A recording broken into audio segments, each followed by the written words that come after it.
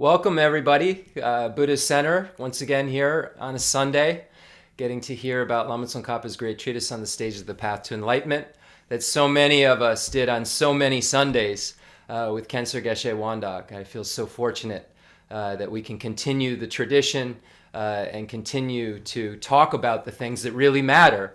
Talk about how we would achieve, a better next life or a good next life of high status, how we would achieve freedom from cyclic existence altogether, and then how we would ultimately, meaning like what we would ultimately probably all want, achieve complete Buddhahood.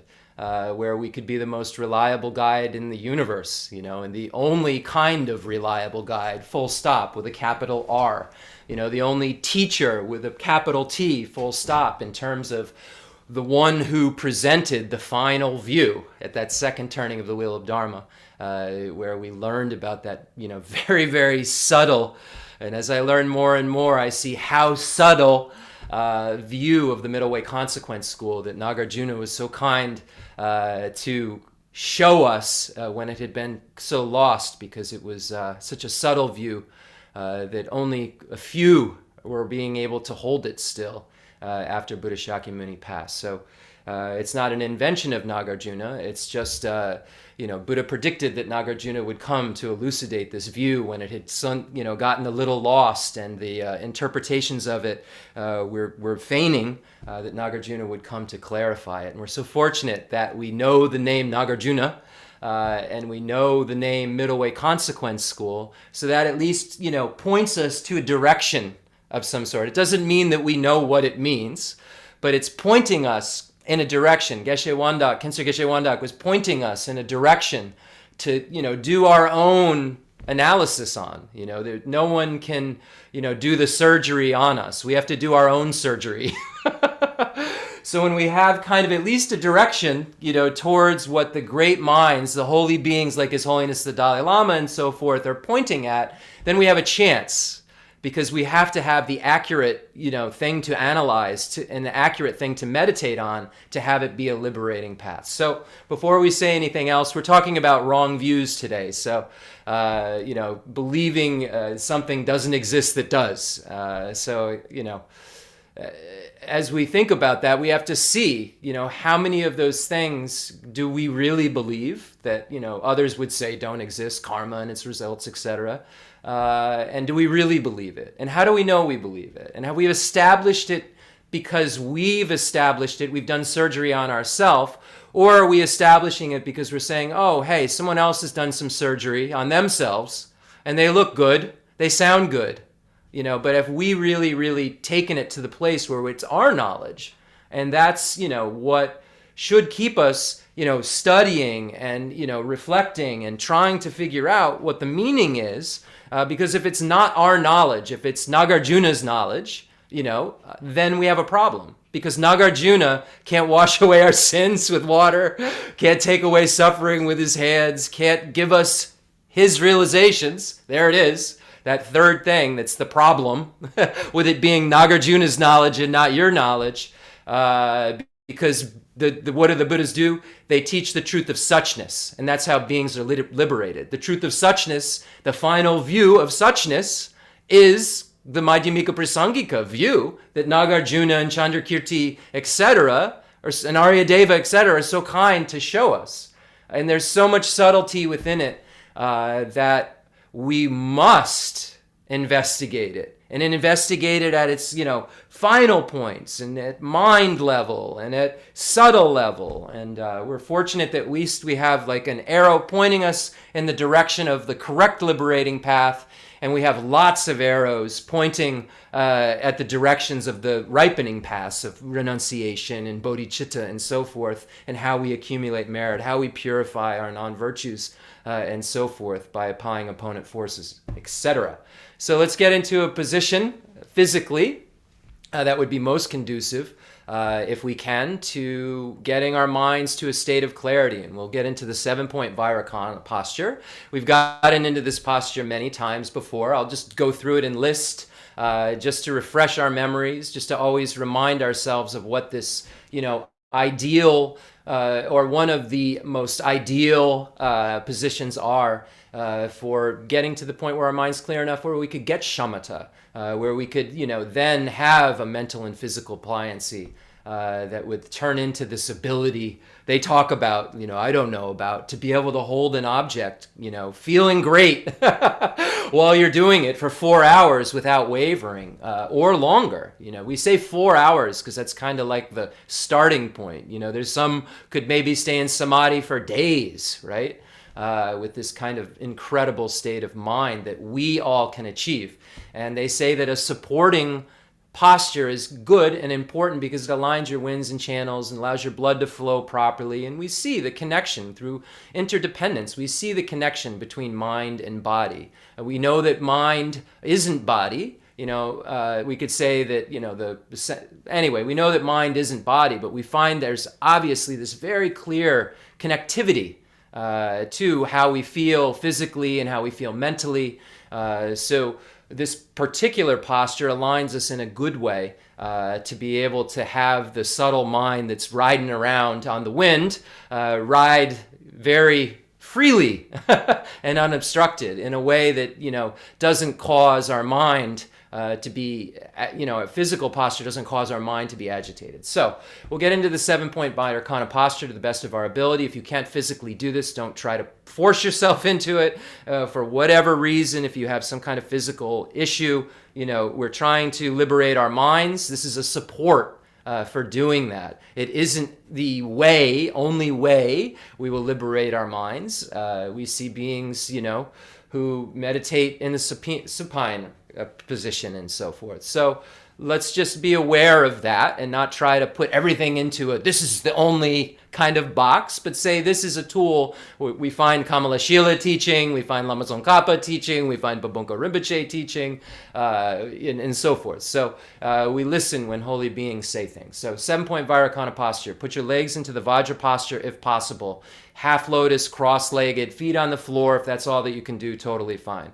Hand right on top of left with thumbs touching, making a diamond symbolizing the union of method and wisdom. Back straight, spine like a stack of coins. This is a really important part of this posture I hear emphasized over and over again, is having that spine straight. Not arched, not slumped, just straight. And it's not normal that we get into this kind of posture. It takes us a minute even when you're sitting there to say, where is that? And you'll find, I think, a lot of times you're arching. But then when you try to unarch, you slouch. So just try to find that posture where you would almost see the vertebrae go out the top of your head straight up. Just like a stack of coins. All right, so we have our legs, our hands, our back. Put our shoulders into a comfortable position.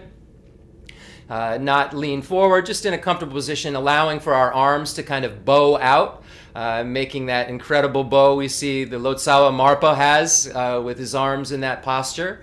Now we have our shoulders comfortable. We have our head slightly tilted forward, eyes slightly open at a 45-degree angle, kind of pointing at the tip of our nose, and then our mouths in a comfortable position with our tongue on the top, touching against our teeth. And this will allow for the saliva to flow properly around in our mouth. And now we're going to add an 8th. If you say 8 points, sometimes it says in the liberation of the palm of your hand, you can say 8 points, and we can add the breath. And the breath is going to be done through our nose. We're not going to be using our mouth for the breath because obviously I just said we're going to have our mouth in a comfortable position with our tongue against our roof of our mouth against the teeth. And we can see how then it kind of becomes hard to breathe out of your mouth if you're following that 7th point. So on the top of the mouth, and now we're going to breathe in and out of our nose. And again, if we can't do that because we have some congestion or something, don't give up. Breathe out of your mouth. It's fine. These are just the points that we're making that tally with Scripture. So now we're going to begin breathing in and out through our nose, filling the air all the way to the top. We're not breathing in too quickly, too slowly, just the way our body naturally would breathe, the way we would naturally breathe in and out. Bringing the air all the way to the top of the breath, filling the lungs and the diaphragm, and then gently turning that breath around and exhaling through the nose again, and then counting 1. And we're going to do cycles of breaths. So you're going to do, breathe in, breathe out, counting 2. Breathe in, breathe out, counting 3. So this is how we'll follow the cycles of breath. So this is part of the focal object. And then the other part of the focal object that we're going to be focusing on, and only focusing on, will be Buddha Shakyamuni in the front generation, about an arm length away, about the size of our thumb, eye height or so. Beautiful, radiant, just in the most beautiful static form you can imagine, not moving around, just a very static form of Buddha Shakyamuni.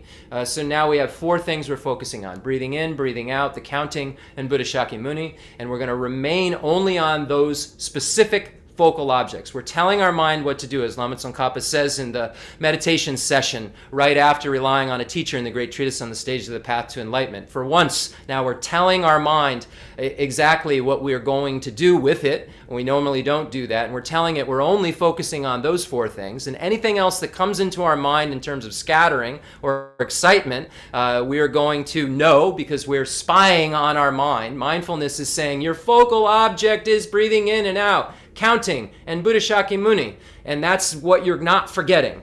But you have a little spy called, vigilance or introspection in your mind that's watching to see if that mindfulness is there. So then when you look at the instructions on gaining shamatha, you'll find these instructions about focal object, objects that are to be abandoned, and then the antidotes. So we have the introspection that serves to kind of spy on the mind to see, is it scattering? Oh, is it sleepy? Is it dull? Is the Buddha Shakyamuni image look kind of dark and I'm about to sleep because I'm like hypnotizing myself with my breath? The spy in your mind will tell you whether or not that's happening, if you are really in a clear state of this concentration on a focal object that we're trying to gain. And if you're really, not distracted and you're trying so hard to just have that sort of mindfulness, that if the introspection sees the focal object is scattered or dull, then the mindfulness grabs that focal object back and puts it back in its place, which is the object of observation of your mind. That's its place. That's where, if you're talking about your pet dog that gets lost, your pet dog's supposed to be right next to you in this case. And if introspection sees that it ran away, the focal object ran away of breathing in and out, counting, and the Buddha, if the focal object ran away and the spy in your mind sees it, mindfulness puts a leash on the dog and brings it right back to your side where it's supposed to be, or in this case, into your mind in the forefront, without any kind of distraction in left towards excitement, to scattering, or right towards dullness or sleepiness.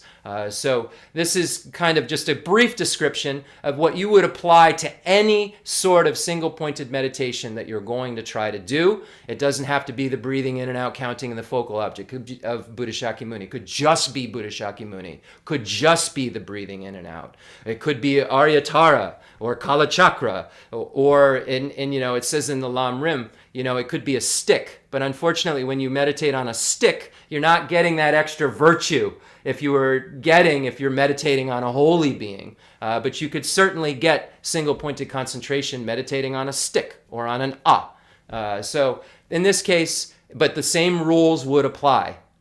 Focal object, objects to abandon, and then the antidotes and so forth. So let's do that for a moment, and then we'll go from there. Breathing in, breathing out, the counting, focal object of Buddha Shakyamuni in the front generation, and nothing else.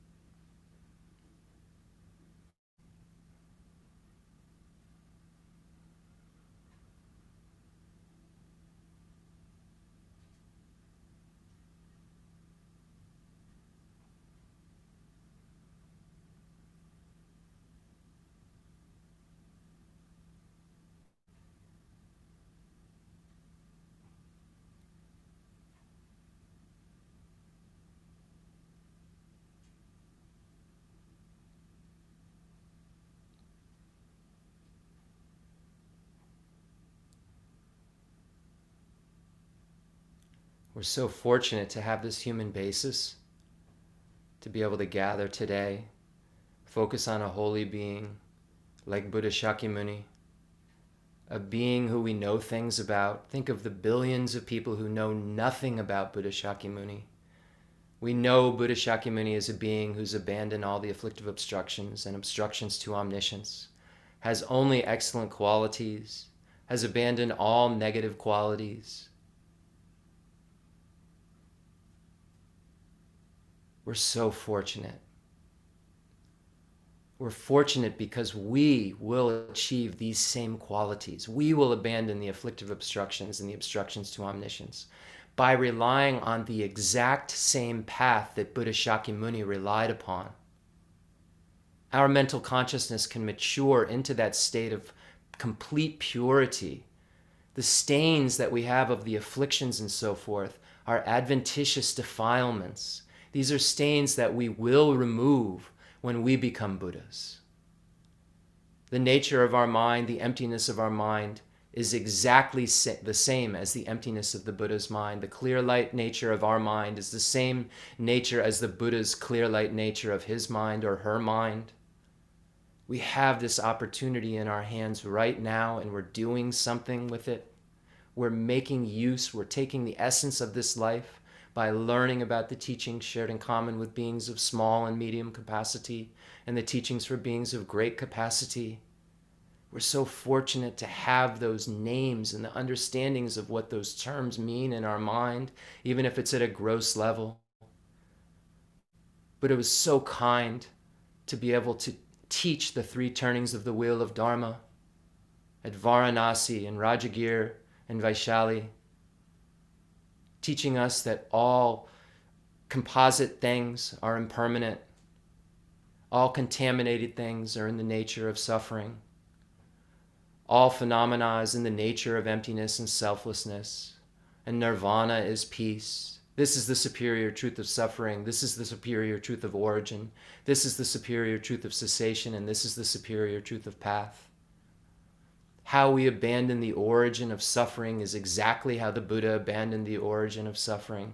We're so fortunate to know of this and to know the extra details of how we not only achieve fearlessness, not only how we achieve the realization of a hearer, a solitary realizer abiding in nirvana, but has taught us how to achieve the complete freedom from all suffering and the complete level of happiness, of bliss, that only the Buddha achieves, because he or she has not only removed the afflictive obstructions, but the obstructions to omniscience by relying upon wisdom coupled with renunciation and bodhicitta, that incredible mind of bodhicitta that is the only mind once generated that will lead in a direct way to complete Buddhahood. There's no way to get rid of the subtle self-cherishing attitude without bodhicitta. This remains in those in abiding nirvana, the subtle self-cherishing attitude, the stains of the afflictive obstructions, the stains of the self-cherishing attitude at its gross level is still there, even in a hearer solitary realizer. We're so fortunate to know that fact. So many beings don't know that fact.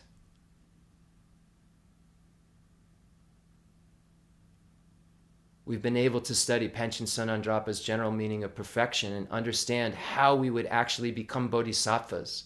We have these tools in our hand. We have the 7-point cause and effect for realizing the mind that aspires to enlightenment. We have the practice of equalizing and exchanging self with others. We have all of the things that lead to that by understanding the first truth, the 8 sufferings, 6 sufferings, and the 3 sufferings. We have all the tools that we need to be able to achieve a state of renunciation that recognizes that if I don't want suffering, I have to renounce its origin. And at the subtle level, that's the grasping at the eye and phenomena is truly established. We're so fortunate to have all of these details in our minds, all of these details that tell us how we would achieve a high status.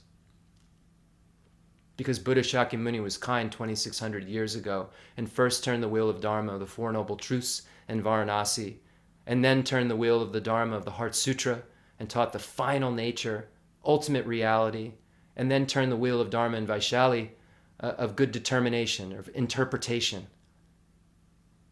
those precious teachings on Buddha nature that came at the third turning of the wheel of Dharma. We're so, so fortunate. Now imagine that from Buddha Shakyamuni, there's like an explosion that takes place. Imagine the entire, like a firework. Buddha Shakyamuni becomes animated and so happy and smiling to see that those like children who are usually doing everything wrong are doing something that really matters today. We're all here gathered to hear the teachings of Lord Buddha, those only teachings that will get us to a state where we have complete fearlessness and complete bliss. Imagine that the entire merit field now is around Buddha Shakyamuni. All the gurus, Buddhas, and Bodhisattvas imagining His Holiness the Dalai Lama, smiling so happy, imagining Khyentse Geshe Wandak, Geshe Lobsang Gompo, just so radiant, Demalocha Rinpoche, imagining Geshe Dorje Damdula, and Umzala Geshe Aga, and Geshe Mala Tenzin Ladrin, and Anila Tupten Chodron, and Shadow Rinpoche, imagining Jeffrey Hopkins, Lamala Alam Wallace, all of these holy beings that are so kind to us, to be able to try to take care of us so that we can achieve fearlessness and infinite happiness. Imagining the extensive deeds lineage passed down from Buddha Shakyamuni to Maitreya to Asanga and Basubandhu and Dharmakirti and Dignaga and Vimuktasena and Haribhadra and Shakyaprabha and Gunaprabha, imagining Lama Sulimpa there, and Lord Atisha there, both of those beings having connections with both of those lineages. And many of these beings that we say in extensive deeds lineage were really holders of that final view and the profound view lineage, but were so kind to show us the steps that we would need to take, like a staircase to get to that final view without getting hurt.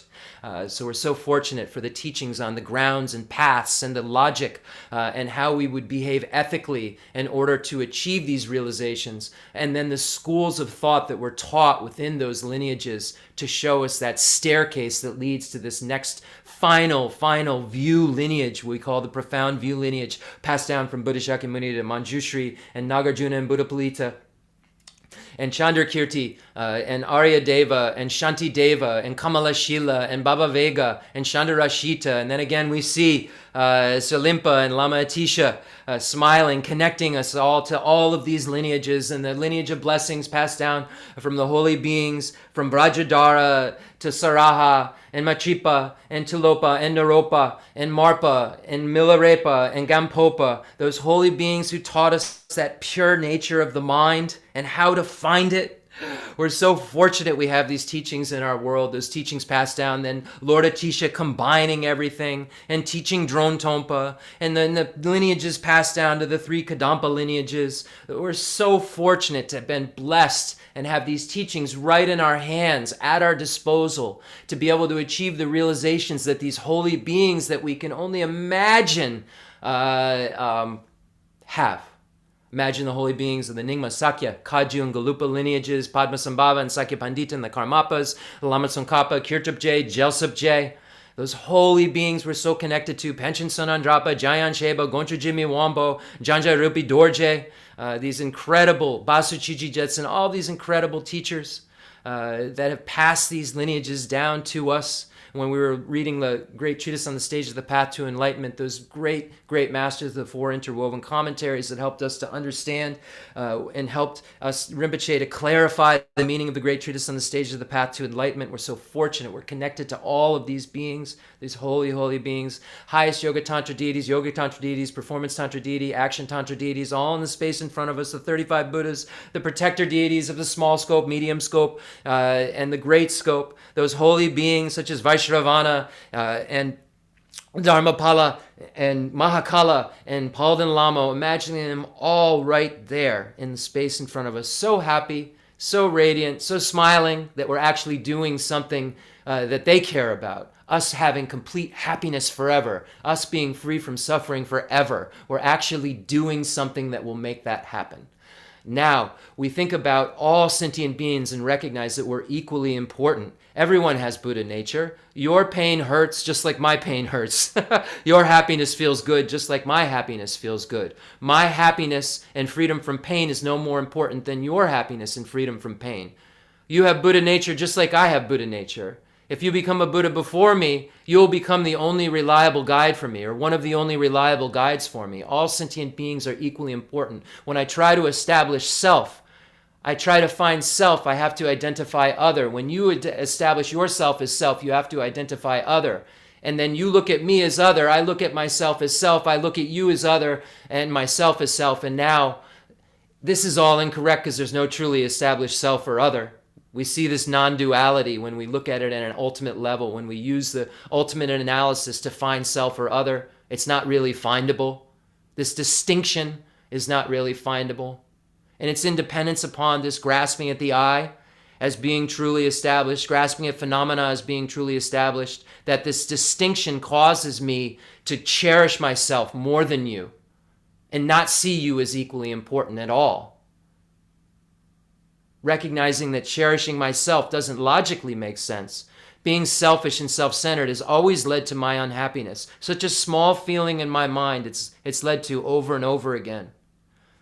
And those beings that cherish others are like the light of the world. Those beings like Gandhi, who chose nonviolence and freed an entire nation through nonviolence. Beings like His Holiness the Dalai Lama, Jesus Christ, Khyentse Geshe Wandak. We see how much they loved others, how much they had compassion for others, how much they wanted others to be free from suffering and to have happiness, and how they became such a light for everyone around them.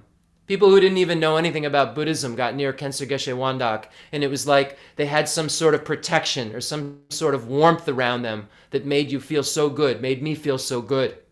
And I saw it in beings who had no connection to the Dharma in terms of, at a conventional level, in this life seemingly, who were just so moved by Khyentse Geshe Wandak. Why? Because of that attitude of cherishing others that he had realized was important through the same steps that we will realize is important. Same steps, not different steps, same steps. Cherishing ourselves has always led to a very small, awful feeling. That self-centered attitude in our hearts that comes to us empty-handed all of the time, and we keep saying it has something in its hand. How nice it would be if all sentient beings could have happiness and the causes of happiness. How nice would it be if all sentient beings could be free from suffering and the causes of suffering? Imagine that if we could take on that suffering somehow. Because cherishing others leads to that real glow, that real happiness. Imagine if we could take on the suffering of others somehow. Imagine if we could give them somehow happiness. Imagine that. We say it only makes sense to cherish others more than myself. I'll put others' needs before my own. This only makes sense logically. All sentient beings are so incredibly kind. Everything that I use, everything that I have, all the things that I eat depend on an infinite number, or a very, very large number of sentient beings. I couldn't even begin to count if I started looking at all of the things I use to make me comfortable, the number of sentient beings that it required to get this item to me. The generations that planted seeds that got my tomato to me, that got my lettuce to me. All sentient beings are so kind, the great kindness of all sentient beings, let alone that I've had every relationship with every single sentient being, and they've all cherished me so much and protected me when I was vulnerable in previous lives, if they aren't doing so in this life. They're all so, so kind when we look at it in those two ways, by looking at that combination of the 7-point cause and effect and the equalizing and exchanging self with others practice, where we see the 7-point cause and effect establishes all sentient beings are our mother, and we recognize their kindness, and the equalizing and exchanging self with others practice takes it to an even greater level in showing that all sentient beings are so kind to us because everything that we use requires them. Everything to make us happy and comfortable requires them. I could not get this book here, the tree, all this stuff that had to take. It must have taken. I don't even know how many things it took. So I say to myself, How nice it would be if all sentient beings had happiness in the causes of happiness. May they have happiness in the causes of happiness. I will take it upon myself the task of bringing them to a state of happiness where there's only causes of happiness. May the Gurus, Buddhas, and Bodhisattvas please bless me to be able to do this, to have the strength and keep the courage up to be able to do this. How nice it would be if all sentient beings were free from suffering and the causes of suffering. May they be free from suffering and the causes of suffering. I will take it upon myself the task of bringing all sentient beings to a state where there is freedom from suffering and the causes of suffering. May the Gurus, Buddhas, and Bodhisattvas please bless me to be able to do this. And we recognize that we can't. That only the Buddha is the reliable guide. We recognize that the only way that we can remove not only the afflictive obstructions and the obstructions to omniscience is to become the reliable guide, and we aren't the reliable guide, and it's only the reliable guide that has perfect wisdom, perfect love, perfect compassion, perfect skillful means, perfect power. And it hits us like lightning, like a shock, that we must become Buddhas in order to benefit all sentient beings. And think to ourselves, may I become a Buddha for the sake of all sentient beings.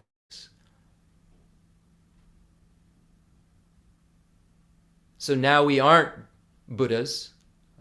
We haven't removed the afflictive obstructions and the obstructions to omniscience, but we still have to practice. We still have to figure out a way that we can truly help all sentient beings. We have to think about how we could make that occur right now. What could we do? We're making this pledge because we know we want to be free from the 8 types of suffering, 6 types of suffering, 3 types of suffering, those dissatisfactions, separating from the pleasant, etc., all those things. We want to be free from that so much. And now we recognize that cherishing others more than ourselves is the way to not only have fearlessness, but have infinite happiness and bliss. So we start to have the facsimile of a bodhisattva activities in our minds. We start to, in almost a contrived way, if we have to be bodhisattvas. So now we imagine that we bring every single sentient being to this teaching because we want freedom from suffering and infinite happiness. All sentient beings want the same exact thing. So our medicine is the same because we have the same reliable guide. So imagine that you bring all of the beings of the 6 realms of cyclic existence here. Imagining you're bringing all the hell beings, the 8 hot hells, the 8 cold hells, the surrounding hell beings, the hungry ghost beings, the animal beings. We can see the animals. We know how much suffering they undergo. Imagine that we're bringing them all here and we're removing, just for the time we can, there's some magic that takes place that allows the hell, hungry ghosts, and animal beings to not be so tortured by suffering and not be so ignorant just for a moment and not be so just craving so badly heat or cold or food or drink or shelter or not being a slave.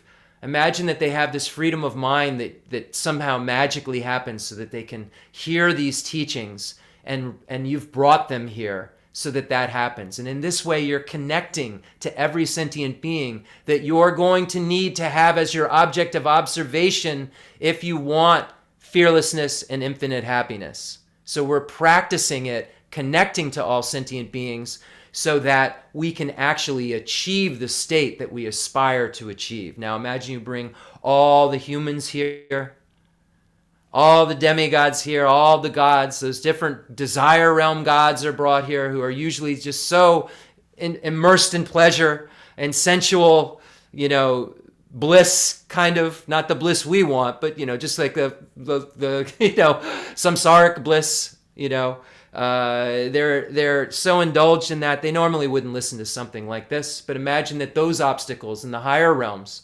that are removed, that overcomfort is removed for the time being, the desire realm gods, and that overcomfort with the meditative absorption of the form realm and formless realms, that overcomfort is just for a moment relieved so that the beings can all do what they need to achieve fearlessness and infinite happiness. And many of them are fooled into thinking they have achieved fearlessness and infinite happiness. And we're knocking on the door of their samadhi and saying, please just open your ears for a moment and hear the sound, hear form again, if it's a formless being. and etc. So we imagine we bring all of the beings here, and today we are talking about wrong view. So I thought it would be wonderful to read the Mahayana Sutra, the Rice Seedling Sutra. Wonderful sutra. A lot of the teachers are teaching it nowadays. I think Geshe Tapke is teaching it right now currently. Incredible scholar. He may even be teaching it to Shravasti Abbey. If I'm wrong, I apologize. But I think he's teaching. Geshe Dorje Damdu teaches the Rice Seedling Sutra. And see if you can hear, while we're reciting this Rice Seedling Sutra, see if you can hear that all composite things are impermanent. The four seals, what seals, what's the seal around? Like, if there was tape around the Buddha's teachings, what seals those Buddhist teachings in? The four seals. All composite things are impermanent. All contaminated things are in the nature of suffering. All phenomena are in the nature of emptiness and selflessness. Nirvana is peace. So see if you can hear this in the Rice Seedling Sutra. Wrong views are denying things that exist. Basically, that's wrong view. Denying things that exist, that they exist. Denying that they exist. So in cause and effect is one of the categories, and karma and its results, and the three jewels, nirvana. So we have to see, the fourth seal, nirvana is peace. Transcending sorrow is peace. Not believing in nirvana is a wrong view, because nirvana exists. So let's read the Rice Seedling Sutra, and I encourage you all to, follow this up. It's incredible. Find some teachers. There's a lot of very qualified teachers to be able to tear this thing apart for you, as we would say. And if their wisdom can become your wisdom, then you tear it apart. But if you don't have a little bit of the wisdom arisen from hearing, what are you analyzing? So here we go. The Noble Mahayana Sutra, the Rice Seedling. Homage to all the Buddhas and Bodhisattvas. Thus have I heard at one time, the Bhagavan was residing on Vulture Peak Mountain in Rajagriha. So interesting, where, same place that we see the Heart Sutra, the second turning of the wheel of Dharma, we see this place with a large sangha of 1,250 bhikshus and with a great many Bodhisattva Mahasattvas. At that time, Venerable Shariputra went to the place frequented by Bodhisattva Mahasattva Maitreya. And after they had exchanged courtesies upon meeting each other, they both sat down on a flat rock. I love this sutra because it sets the stage. It really sets the stage. And it's a little longer than some of the things we read. So just, get comfortable and just try to get your mind around all composite things are impermanent. All phenomena, contaminated phenomena are in the nature of suffering. All phenomena are in the nature of emptiness and selflessness. Nirvana is peace. These things exist. These facts, these seals exist. A wrong view would think this doesn't exist. This isn't true. So let's look at this. So we set the stage. Shariputra goes to a place where Bodhisattva Maitreya usually is, and after they exchange courtesies, say, hey, how are you? Oh, hi, Shariputra. Oh, Maitreya, how are you? And after they exchange courtesies upon meeting each other, they both sat down on a flat rock. So now I'll just read. Venerable Shariputra then said to Bodhisattva Mahasattva Maitreya, Maitreya, here today the Bhagavan, gazing at a rice seedling, spoke this aphorism to the bhikshus. Bhikshus, whoever sees depending arising, sees the Dharma. Whoever sees the Dharma sees the Buddha. Rinpoche said this so many times. Having said this, the Bhagavan fell silent. Maitreya, what is the meaning of the aphorism spoken by the Sugata? What is dependent arising? What is the Dharma? What is the Buddha? How does one see the Dharma? By seeing dependent arising. How does one see the Buddha? By seeing the Dharma. Bodhisattva Mahasattva Maitreya then replied to Venerable Shariputra. Venerable Shariputra, you want to know what dependent arising is in the statement made by the Bhagavan and the Lord of the Dharma, the omniscient one? Bhikshus, whoever sees dependent arising sees the Dharma. Whoever sees Dharma sees the Buddha. Well, the phrase dependent arising means that because this exists, that exists. Because this is produced, that is produced. That is to say, ignorance causes formations. Formations cause consciousness. Consciousness causes name and form. Name and form cause the six sources. The six sense sources cause contact. Contact causes feeling. Feeling causes craving. Craving causes appropriation. Appropriation causes becoming. Becoming causes birth. And birth causes aging and death, sorrow, lamentation, suffering, despair, and bewilderment. Thus does this entire great heap of suffering arise. 12 links. When ignorance ceases, formation ceases. When formation ceases, consciousness ceases. When consciousness ceases, name and form cease. When name and form cease, the sense sources cease. When the 6 sense sources cease, contact ceases. When contact ceases, feeling ceases. When feeling ceases, craving ceases. When craving ceases, appropriation ceases. When appropriation ceases, becoming ceases. When becoming ceases, birth ceases. And when birth ceases, aging and death, sorrow, lamentation, suffering, despair, and bewilderment cease. Thus does this entire great heap of suffering cease. This is what the Bhagavan has called dependent arising. What is the Dharma? The Dharma is the eightfold path of the noble ones. Right view, right thought, right speech, right action, right livelihood, right effort, right mindfulness, and right concentration. The eightfold path of the noble ones combined with the attainment of its results and nirvana is what the Bhagavan has called the Dharma. Who is the Bhagavan Buddha? A Buddha is so called because of comprehending all dharmas, is endowed with the wisdom eye of the noble ones and the body of the Dharma, and thus perceives the Dharma and is thus and of those still in training and those beyond training. He sees one. How does one see dependent arising? On this point, the Bhagavan says, one who sees dependent arising as constant, without life force, devoid of life force, true, unmistaken, unborn, not arisen, uncreated, uncompounded, unobstructed, imperceivable, tranquil, fearless, incontrovertible, not exhaustible, and by nature never stilled, and who likewise sees the Dharma also be constant without life force, devoid of life force, true, unmistaken, unborn, not arisen, uncreated, uncompounded, unobstructed, imperceivable, tranquil, fearless, incontrovertible, inexhaustible, and never stilled, clearly understands the Dharma of the noble ones, and by thus acquiring such right knowledge sees the Buddha, the body of the unsurpassable Dharma. Why is it called dependent arising? It is called dependent arising because it is causal and conditional, not non-causal and non-conditional. In this connection, the Bhagavan concisely taught the characteristics of dependent arising as follows. Results come from their own specific conditions. Whether Tathagatas appear or not, this true nature of things will remain. It is the true nature, the constancy of Dharma, the immutability of the Dharma, consistent with dependent arising suchness, unmistaken suchness, not partial suchness, actuality and truth, unmistaken and unerring. Moreover, dependent arising emerges from 2 principles. From what 2 principles? From a causal relation and a conditional relation. Furthermore, it should be understood as twofold, outer and inner. What is the causal relation in outer dependent arising? It is as follows. From a seed comes a sprout, from a sprout a leaf, from a leaf a stem, from a stem a pedicel, from a pedicel a pistil, from a pistil a flower, and from a flower comes a fruit. If there is no seed, the sprout cannot arise, and so on, until finally without the flower the fruit can't arise. If there is a seed, the sprout will form, and so on, until finally if there is a flower, then the fruit will form.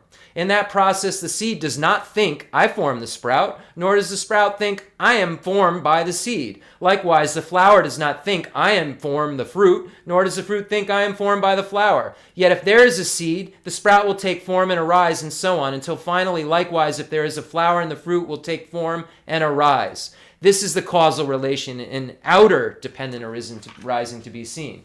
So how is the conditional relation in outer dependent arising to be seen? As due to the coming together of 6 elements. As due to the coming together of which 6 elements? Namely, conditional dependent arising is to be seen as due to the coming together of the elements of earth, water, fire, air, space, and season. The earth element functions as the support for the seed. The water element moistens the seed. The fire element ripens the seed. The air element opens the seed. The space element performs the function of not obstructing the seed. And season transforms the seed. Without these conditions, a sprout cannot form from a seed, but from when the outer element of earth is not deficient, and likewise water, fire, air, space, and season are not deficient, then from the coming together of all these factors, a sprout forms as the seed is ceasing. The earth element does not think I support the seed, nor does the water element think I moisten the seed, nor does the fire element think I ripen the seed, nor does the air element think I open the seed, nor does the space element think I make sure the seed is not obstructed, nor does the season think I transform the seed, nor does the seed think I inform the sprout, nor does the sprout think I am formed by these conditions. Yet when these conditions are present and the seed is ceasing, the sprout forms. Likewise, when finally there is a flower, the fruit forms. The sprout is not created by itself. It's not created by another, not created by both, not created by Ishvara, not transformed by time, not derived from prachi, primordial ooze, and not born without any cause. Nevertheless, through the coming together of the elements of earth, water, fire, space, and season, the sprout forms as the seed is ceasing. Thus is the conditional relation in outer dependent arisings to be seen. Here, outer dependent arising is to be seen in terms of 5 aspects. What 5? As not permanent, as not discontinuous, as not involving transmigration, as the formation of a large result from a small cause, and as a continuity of similar type. How is it not permanent? It's not permanent because the sprout and the seed are different. The sprout is not the seed. The sprout does not come from the seed after it has ceased, nor does it come from the seed while it has not yet ceased. Rather, the sprout is born precisely as the seed ceases. How is it not discontinuous? It's not discontinuous because the sprout is not born from a seed that has already ceased, nor from a seed that has not yet ceased. Rather, like the beam of a scale tilting from up to down, a sprout is born precisely when the seed has ceased. How does it not involve transmigration? It does not involve transmigration because the sprout and the seed are different. That which is the sprout is not the seed. How does it entail the formation of a large result from a small cause? A large fruit forms from planting a small seed. Therefore, it entails the formation of a large result from a small cause. Lastly, fruit forms precisely according to the type of seed planted. Therefore, it involves a continuity of similar type. Thus is outer dependent arising to be seen in terms of 5 aspects. Similarly, interdependent arising also arises with 2 principles. From what 2 principles? From a causal relation and a conditional relation. What then is the causal relation in interdependent arising? It starts with ignorance, causing formations and so on, until finally birth causes aging and death. If ignorance does not arise, then formations do not manifest, and so on. Until finally, if birth does not arise, then aging and death do not manifest. Likewise, from the existence of ignorance, formations occur, and so on, until finally, from the existence of birth comes aging and death. Ignorance does not think, I produce formations, nor do formations think, we are produced by ignorance, and so on. Finally, birth does not think, I produce aging and death, nor do aging and death think, I am produced by birth. Nevertheless, formations take form and arise through the existence of ignorance, and so on, until finally aging and death take form and arise through the existence of birth. This is the causal relation in interdependent arisings. How is the conditional realm in interdependent arising to be seen? As due to the coming together of 6 elements, as due to the coming together of which 6 elements? Namely, the conditional interrelation in interdependent arising is to be seen as due to the coming together of the elements of earth, water, fire, space, air, and consciousness. And when we do the meditation on the emptiness, we say, am I the earth element? Am I the, am I the water element? Am I the, it's funny, I have to think it in Tibetan for some reason. That's so weird. Yeah, so am I the earth element? Am I the water element? Am I the fire element? Am I the air element? Am I the space element? Am I consciousness? No, consciousness isn't a boy. Jeff is a boy. Where's Jeff? Is Jeff the earth? Is Jeff the water? Is Jeff the fire? Is my warmth? Is my breathing Jeff? When I exhale, is Jeff go out there? This is what we're talking about in the Rice Seedling Sutra. It's this collection we keep talking about, this basis of designation for an I. Those 6 things, the basis of designation of the I. Earth, water, fire, air, space, and consciousness. The aggregates, the basis of designation. Comings together of these things that then can be labeled as this Jeff's these elements. Anyway, here, what is the earth element in interdependent arising? That which assembles to form the solidity of the body is called the earth element. That which produces, and this sutra also is done for, the dissolution meditation, a death of the elements. So There's a connection at very deep levels in this sutra, by the way. Here, what is the earth element in interdependent arising? That which assembles to form the solidity of the body is called the earth element. That which provides cohesion in the body is called the water element. That which digests whatever the body eats, drinks, chews, and tastes is called the fire element. That which performs the functions of the body's inhalation and exhalation is called the earth element. That which allows the body to have hollow spaces inside is called the space element. That which produces the sprouts of the name and form like reeds in a sheaf, the combination of the 5 collections of consciousness together with the defiled mental consciousness is called the consciousness element. Without these conditions, the body cannot be born. And when the inner earth element is not deficient, and likewise the elements of water, fire, air, space, and consciousness are not deficient, then from the coming together of these factors, the body forms. In this process, the earth element does not think I provide the solidity of the body by assembling, nor does the water element think I provide cohesion for the body, nor does the fire element think I digest whatever the body eats, drinks, chews, or tastes, nor does the air element think I perform the function of the body's inhalation and exhalation, nor does the space element think I create hollow spaces inside the body, nor does the element of consciousness think I produce the name and form of the body, nor does the body think I am produced by these conditions. Yet when these conditions are present, the body's born. The earth element is not a self, not a being, not a life force, not a creature, not a human, not a person, not a female, not a male, not a neuter, not an I, not a mine, not anybody else, not anybody else's. Similarly, the water element, the fire element, the earth, air element, the space element, and the consciousness element are also not a self, not a being, not a life force, not a creature, not a human, not a person, not a female, not a male, not a neuter, not an I, not a mine, and not nobody else is, or anybody else is. Here, what is ignorance? That which perceives these same 6 elements to be unitary, solidified, permanent, constant, eternal, pleasurable, a self, sentient, a life force, a creature, a soul, a man, an individual, a human, a person, an I and mine, along with the many other such variations of misapprehension is called ignorance. The presence of such ignorance brings desire, aversion, and delusion towards objects. Such desire, aversion, and delusion towards objects are the formations caused by ignorance. That which distinguishes between individual objects is consciousness. The 4 aggregates for appropriation that emerge in conjunction with consciousness are name and form. The faculties based on name and form are the 6 sense sources. The conjunction of the 3 factors is contact.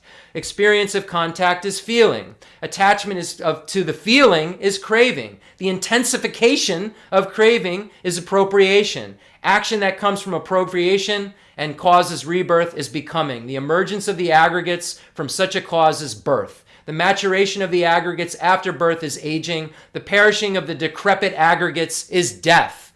The inner torment of the deluded, attached, dying person is sorrow. The utterance that comes from sorrow is lamentation. The experience of discomfort associated with the collection of the 5 consciousnesses is suffering. The mental suffering due to the reminiscence is despair. Due to reminiscing is despair. Moreover, any other secondary afflictions of this kind are called bewilderment. They are called ignorance in the same sense of obscuring formations, in the sense of forming consciousness, in the sense of causing to know, name and form in the sense of mutual support, the 6 sources in the sense of entryways, contact in the sense of mingling, feeling in the sense of experiencing, craving in the sense of thirst, appropriation in the sense of appropriating, becoming in the sense of giving birth to repeated becoming, birth in the sense of emergence of the aggregates, aging in the sense of maturation of the aggregates, death in the sense of the perishing, sorrow in the sense of grieving, lamentation in the sense of wailing, suffering in the sense of bodily torment, despair in the sense of mental torment, and bewilderment in the sense of the secondary afflictions. Furthermore, not knowing reality in the sense of not apprehending it and misapprehending it is ignorance. If such an ignorance is present, 3 types of formations development: those that lead to meritorious states, those that lead to unmeritorious states, and those that lead to unwavering states. This is what is meant by ignorance causes formations. From formations that lead to meritorious states comes consciousness that leads to meritorious states. From formations that lead to unmeritorious states comes formations that lead to unmeritorious states. And from more formations that lead to unwavering states come consciousness that leads to immovable states. This is what is meant, immutable karma. By the way, we translate it as sometimes. This is what is meant by formation causes consciousness. Immutable is a word we could use here. The four immaterial aggregates emerging together with consciousness along with physical form is what is meant by consciousness causes name and form. Due to the development of name and form, the performance of actions through the entryways of the six sense sources occurs. This is what is meant by name and form cause the six sense sources. From the six sense sources arise the six collections of contact. This is what is meant by the six sense sources cause contact. Feelings occur precisely according to the type of contact that occurs. This is what is meant by contact causes feeling. Relishing those different kinds of feelings, taking delight in them, clinging to them, and having that clinging remain is what is meant by feeling causes craving. From relinquishing, taking delight, clinging, and having the clinging remain becomes an unwillingness to let go. With this repeated wish, may I never part from these dear and delightful forms, this is what is meant by craving causes appropriation. Such wishing gives rebirth, producing actions by means of body, speech, and mind. This is what is meant by appropriation causes becoming. The formation of the five aggregates born from such actions is what is meant by becoming causes birth. The maturation of the development of the aggregates formed from birth and their disintegration is what is meant by birth causes aging and death. Thus, this 12-fold dependent arising, which comes from several different causes from different conditions, is neither permanent nor impermanent, and neither compounded nor uncompounded. It is not without any cause or condition. It is without an experiencer. It is not something exhaustible, something destructible, or something that ceases. Has proceeded from time immemorial without interruption, like the flow of a river. This 12-fold dependent arising, which comes from several different causes and from several different conditions, is neither permanent nor impermanent, is neither compounded nor uncompounded, is not without any cause or condition, and is without any experiencer, and is not something exhaustible, something destructible, or something that ceases. Has indeed proceeded from time immemorial without interruption, like the flow of a river. Nevertheless, there are four links that serve as the cause for assembling the 12-fold depending arising. Which four? Namely, ignorance, craving, karma, and consciousness. Consciousness functions as a cause by having the nature of a seed. Karma functions as a cause by having the nature of a field. Ignorance and craving function as causes by having the nature of the afflictions. Karma and afflictions cause the seed of consciousness to grow. Here, karma functions as the field for the seed of consciousness. Craving moistens the seed of consciousness. Ignorance sows the seed of consciousness. Without these conditions, the seed of consciousness does not develop. In this process, karma does not think I function as the field for the seed of consciousness, nor does craving think I moisten the seed of consciousness, nor does ignorance think I sow the seed of consciousness, nor does the seed of consciousness think I am produced by these conditions. Yet when the seed of consciousness grows, planted in the field of karma, moistened by the water of craving, and strewn with the manure of ignorance, the sprout of name and form manifests within whichever mother's womb we will take rebirth through. And the sprout of name and form is not created by itself, not created by another, not created by both, not created by Ishvara, not transformed by time, not derived from Prakti, the ooze, primordial ooze in the Samkhya school, not dependent on a single factor and not born without any cause. Nonetheless, from the combination of the union of the parents, the period of ovulation and other conditions, the seed of consciousness filled with appetite produces the sprout of name and form within whichever mother's womb one will take rebirth through. For although things are not the owner, devoid of ownership, ungraspable, space-like, and their nature is the mark of an illusion, there is no deficiency of requisite of causes and conditions. For instance, the I consciousness arises by the way of five principles. Which five? Namely, the I consciousness arises based on the I on which it depends. Form, light, space, and the appropriate attention. Here, the I functions as the basis for the I consciousness. Form functions as the object of perception for the I consciousness. Light functions as visibility. Space functions by not obstructing. Appropriate attention functions as a mental reflection. Without these conditions, the I consciousness cannot arise. But when the inner sense source, the I, is not deficient, and likewise when the form, light, space, and appropriate attention aren't deficient, then from the coming together of all these factors, the I consciousness arises. Really subtle right there. You think you're just seeing it. There's all this happening to see it.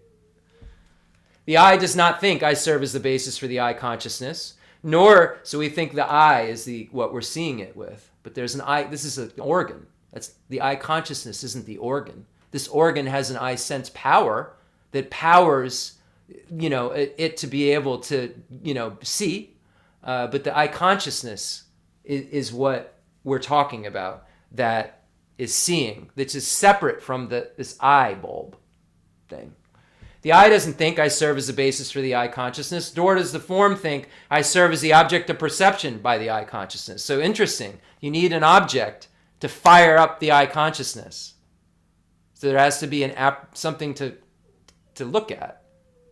That's why when you close your eyes, you can you're smelling. You can smell a smell. You're not seeing it. You need that object for the I consciousness to fire. Nor does light think. And there has to be illumination to see the thing. Very interesting. Nor does the light think I function as the visibility for the I consciousness. Nor does the space think. There's got to be the space there to see the thing that's in it. There's no obstruction. If there was obstruction between me and that chair over there, I wouldn't be able to see it. There's impermanent space and, lack of obstruction space. We won't get into that. Anyway, nor does the space think I do not obstruct the I consciousness, nor does the appropriate attention think I provide mental reflection for the I consciousness, nor does the I consciousness think I am produced by these conditions. Yet the I consciousness is born from the presence of these conditions. Similarly, a corresponding analysis should be applied to the rest of the faculties. Seeing, smelling, tasting, feeling, Where does this all fit? What's the basis of feeling? Tactile sensation. I think my hand just feels it. But there's a consciousness that's feeling it. That isn't my hand. Very interesting, right? Here, there's nothing whatsoever that transmigrates from this existence to the next, and yet because there is no deficiency of requisite causes and conditions, the result of the karma nonetheless manifests. Dependent arising, right? It's like the appearance of the reflection of a face on the surface of a well-polished mirror. The face has not shifted onto the surface of the mirror. This is another super important point. When you get to Chittamantra and you get to Madhyamika, the reflection in the mirror, is it the same nature? The reflection in the mirror, different nature. Different isolate, mirror, reflection?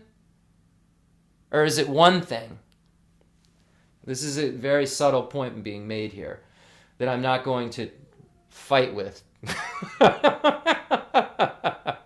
I'll leave that to you to go do your own personal battles like I'm personally battling, because no one can do the battle for you. I can't battle for you. And if I'm in the battle, it means I don't have the view. Why would I tell you about my battle? If I don't have the view, I don't want to, maybe you have a better battle than my battle going on. You don't want to mix my battle up with your battle. Really, this is how we need to look at our ignorance. Like we're in a battle because we normally are really wrong. And we have to battle that way of thinking. We're almost done with the Rice Seedling Sutra. I don't know if it seems long or doesn't seem long. I'm so happy. We're reading a sutra. The Kangjur at the center, the pronouncements of Lord Buddha, those books. Well, we're reading them. We're trying to hear what they say. We used to look at them and say, oh yeah, the Buddha is all good qualities, no negative qualities. And now we're only talking about Tsongkhapa. And now we see all these Kangjur and Tanjur in Tsongkhapa's writing. But it's beautiful to be able to just go right, to a sutra sometimes and see that we haven't been led astray. Everything that we've been hearing is exactly what the Buddha taught.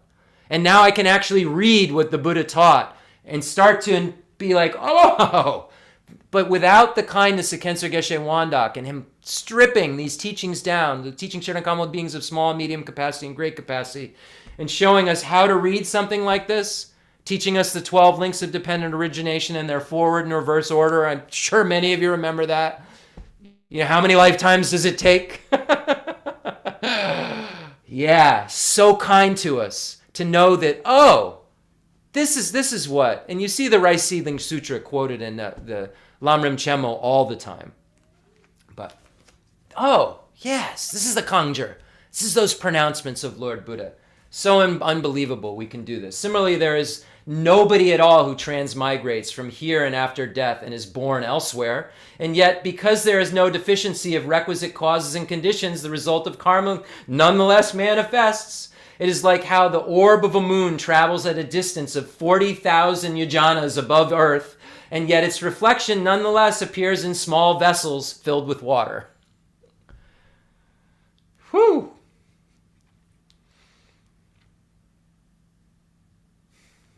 It's not that the moon moves from its position and enters the small vessels filled with water. Yet, because there's no deficiency of requisite conditions and requisite causes and conditions, the orb of the moon nonetheless appears there.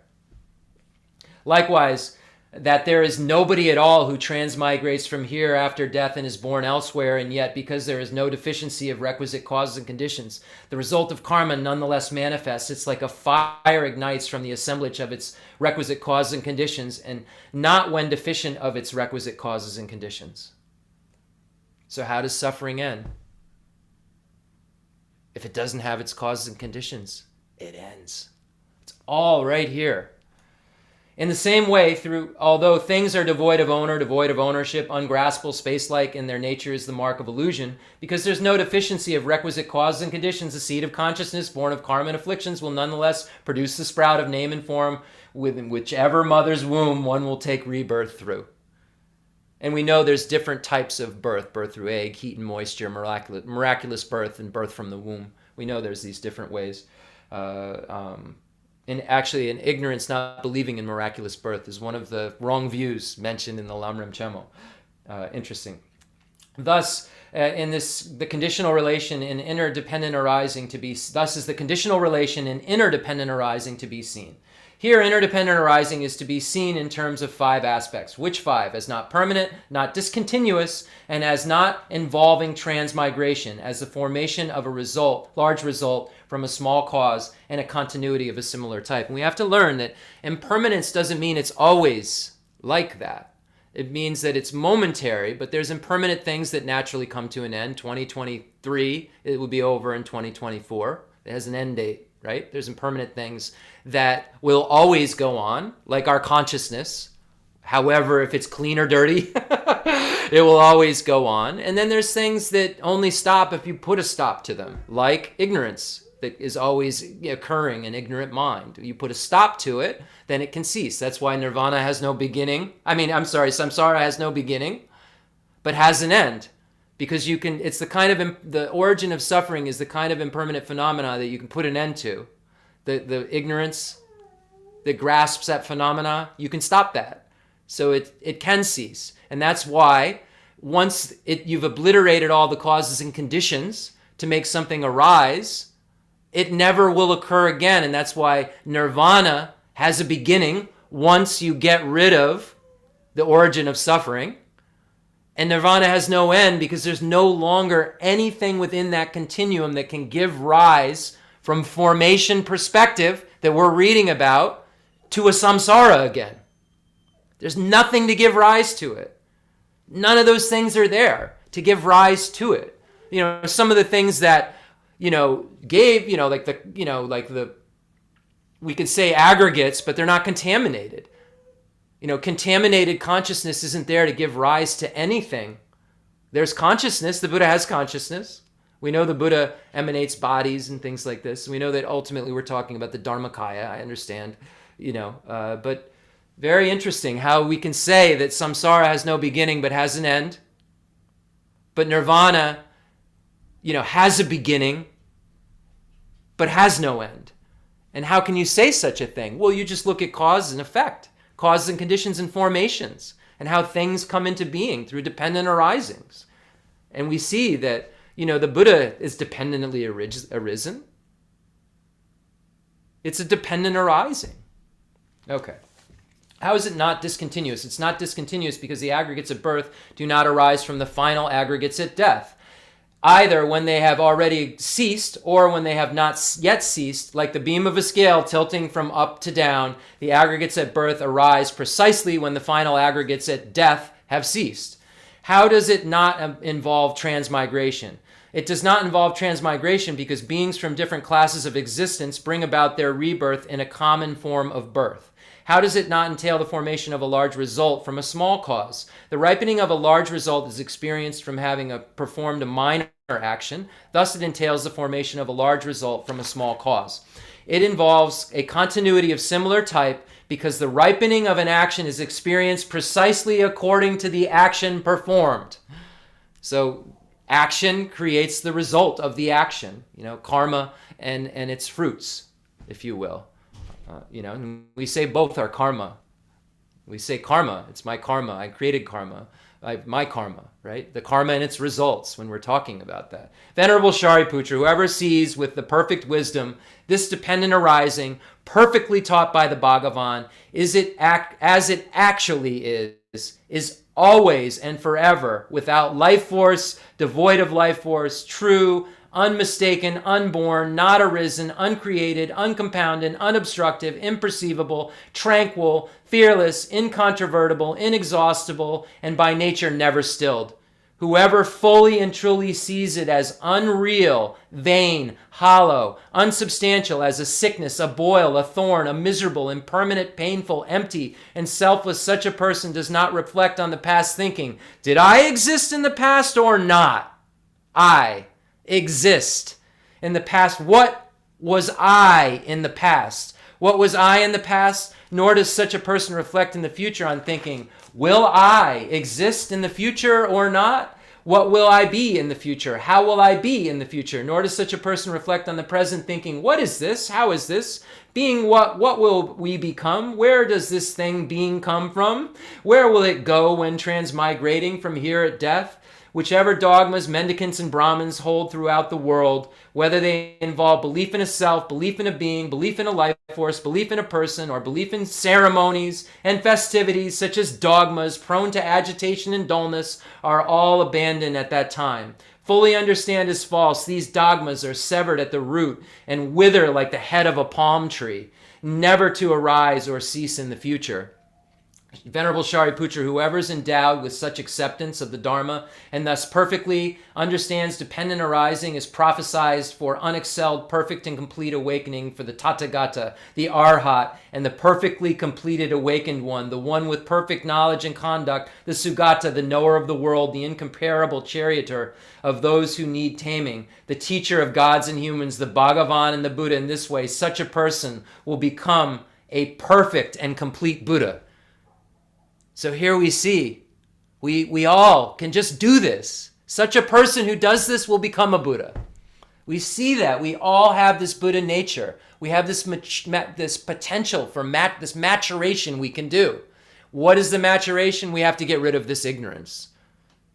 And we have to, if we want to mature the full way, we've got to get rid of the ignorance and then also love all sentient beings from the bottom of our hearts. Have compassion for all sentient beings from the bottom of our hearts. Want to make all sentient beings Buddhas and not stop our work until that happens from the bottom of our hearts. And then if we do that, we what? We have the formation. We dependently originated this perfect wisdom, perfect love, perfect compassion, perfect skillful means, perfect power. And I think you'll see a lot of the praise to Buddha Shakyamuni. You see a lot of these adjectives, right? Adjectives that are at this last part. It's taken from right out of here. The qualities of the Buddha in praise of Shakyamuni, you see that planted right in the beginning, to the teacher, the Arhat, the perfectly completed awakened one, the one with perfect knowledge, perfect conduct, Sugata, knower of the world, etc. After so I'll repeat, such a person will become a perfect and complete Buddha. It's so inspiring Buddha's saying you'll become a Buddha. Just form one. Just make it. Make yourself one. I can't make you one. I can't give you. I'm one. And this is how I did it. You make yourself one the way I did it. After the Bodhisattva Mahasattva Maitreya had thus spoken, Venerable Shariputra, together with the world of gods, humans, asuras, and Gandharvas, rejoiced and praised what the Bodhisattva Mahasattva Maitreya had taught. And it says, translated from, And Geshe, it was translated by the Padmakara, the Dharma Sagara translation group,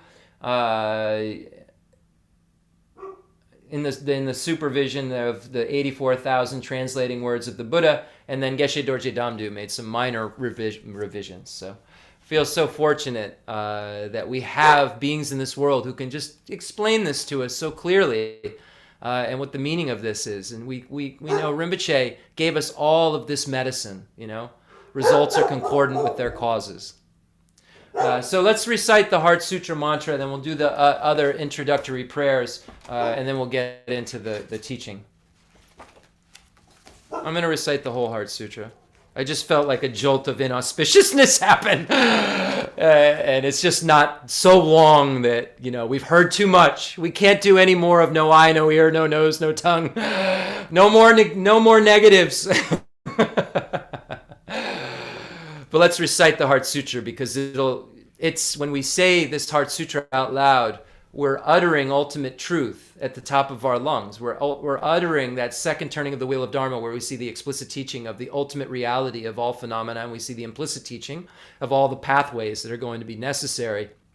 Path of accumulation, path of preparation, path of seeing, path of meditation, and path of no more learning will be necessary in order to be able to achieve this state. So the Heart Sutra is bundled, is compact with all of this information, and we're so fortunate that Rinpoche taught us, Jayang Gapi Lodru, the first textbook writer of Drepung Losla Ling's commentary on this Heart Sutra, to kind of unravel it a little for us. Sutra of the Heart of Transcendent Knowledge. Thus have I heard, once the Blessed One was dwelling in Rajagriha at Vulture Peak Mountain, together with a great gathering of the Sangha of monks and a great gathering of the Sangha of Bodhisattvas.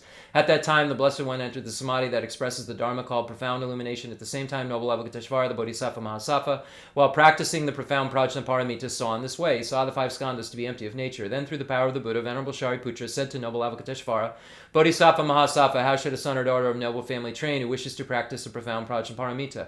Addressed in this way, noble Avalokiteshvara, the Bodhisattva Mahasattva, said to Venerable Shariputra, O Shariputra, a son or daughter of noble family who wishes to practice the profound Prajna Paramita should see in this way. Seeing the five skandhas to be empty of nature. Form is emptiness, emptiness also is form. Emptiness is no other than form is no other than emptiness. In the same way, feeling, perception, formation, and consciousness are emptiness. Thus, Shariputra, all dharmas are emptiness. There are no characteristics, there is no birth and no cessation, there is no impurity and no purity. There is no decrease and no increase. Therefore, Shariputra, in emptiness, there is no form, no feeling, no perception, no formation, no consciousness, no eye, no ear, no nose, no tongue, no body, no mind, no appearance, no sound, no smell, no taste, no touch, no dharmas, no eye dhatu up to no mind dhatu, no dhatu of dharmas, no mind consciousness dhatu, no ignorance, no end of ignorance up to old age and death, no end of old age and death, no suffering, no origin of suffering, no cessation of suffering, no path, no wisdom, no attainment, and no non-attainment. Therefore, Shariputra, since the Bodhisattvas have no attainment, they abide by means of Prajnaparamita. Since there is no obscuration of mind, there is no fear. They transcend falsity and attain complete nirvana. All the Buddhas of the three times by means of Prajnaparamita fully awaken to unsurpassable, true, complete enlightenment. Therefore, the great mantra of Prajnaparamita, the mantra of great insight, the unsurpassed mantra, the unequal mantra, the mantra that calms all suffering, should be known as truth, since there is no deception. The Prajnaparamita mantra is said in this way: Teata om gate gate paragate parasam gate bodhi soha. Thus Shariputra, the Bodhisattva Mahasattva, should train in the profound Prajnaparamita.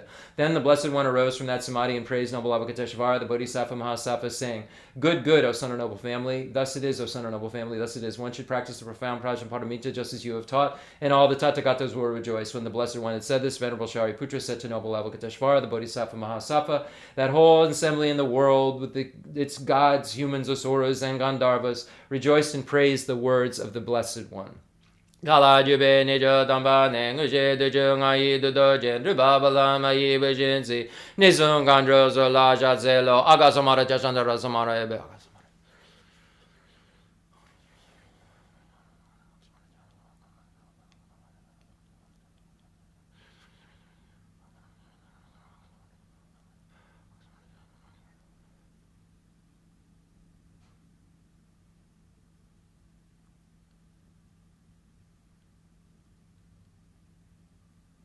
Aga samara chandara samara yameti adon gate gate paragate parasangate budizo abagonju sanjika itimiti jishi lovadoji mevadoji shewadoji dragi baji medubishi naji shering goryezo ageren jaji jewadan medon bejan andrawadan tumbadunji bonzon zonjoji daji de jandan de lejo.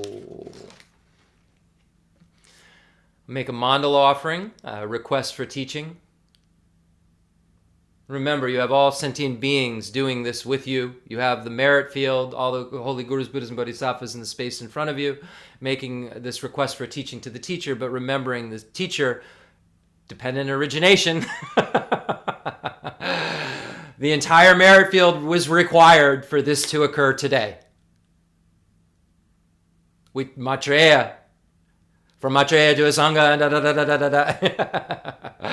We heard from Maitreya today. We heard from Buddha Shakyamuni's, today. We're so fortunate. Yeah. Fundamental ground is scented with incense and strewn with flowers, adorned with Mount Meru, the four continents, the sun and the moon.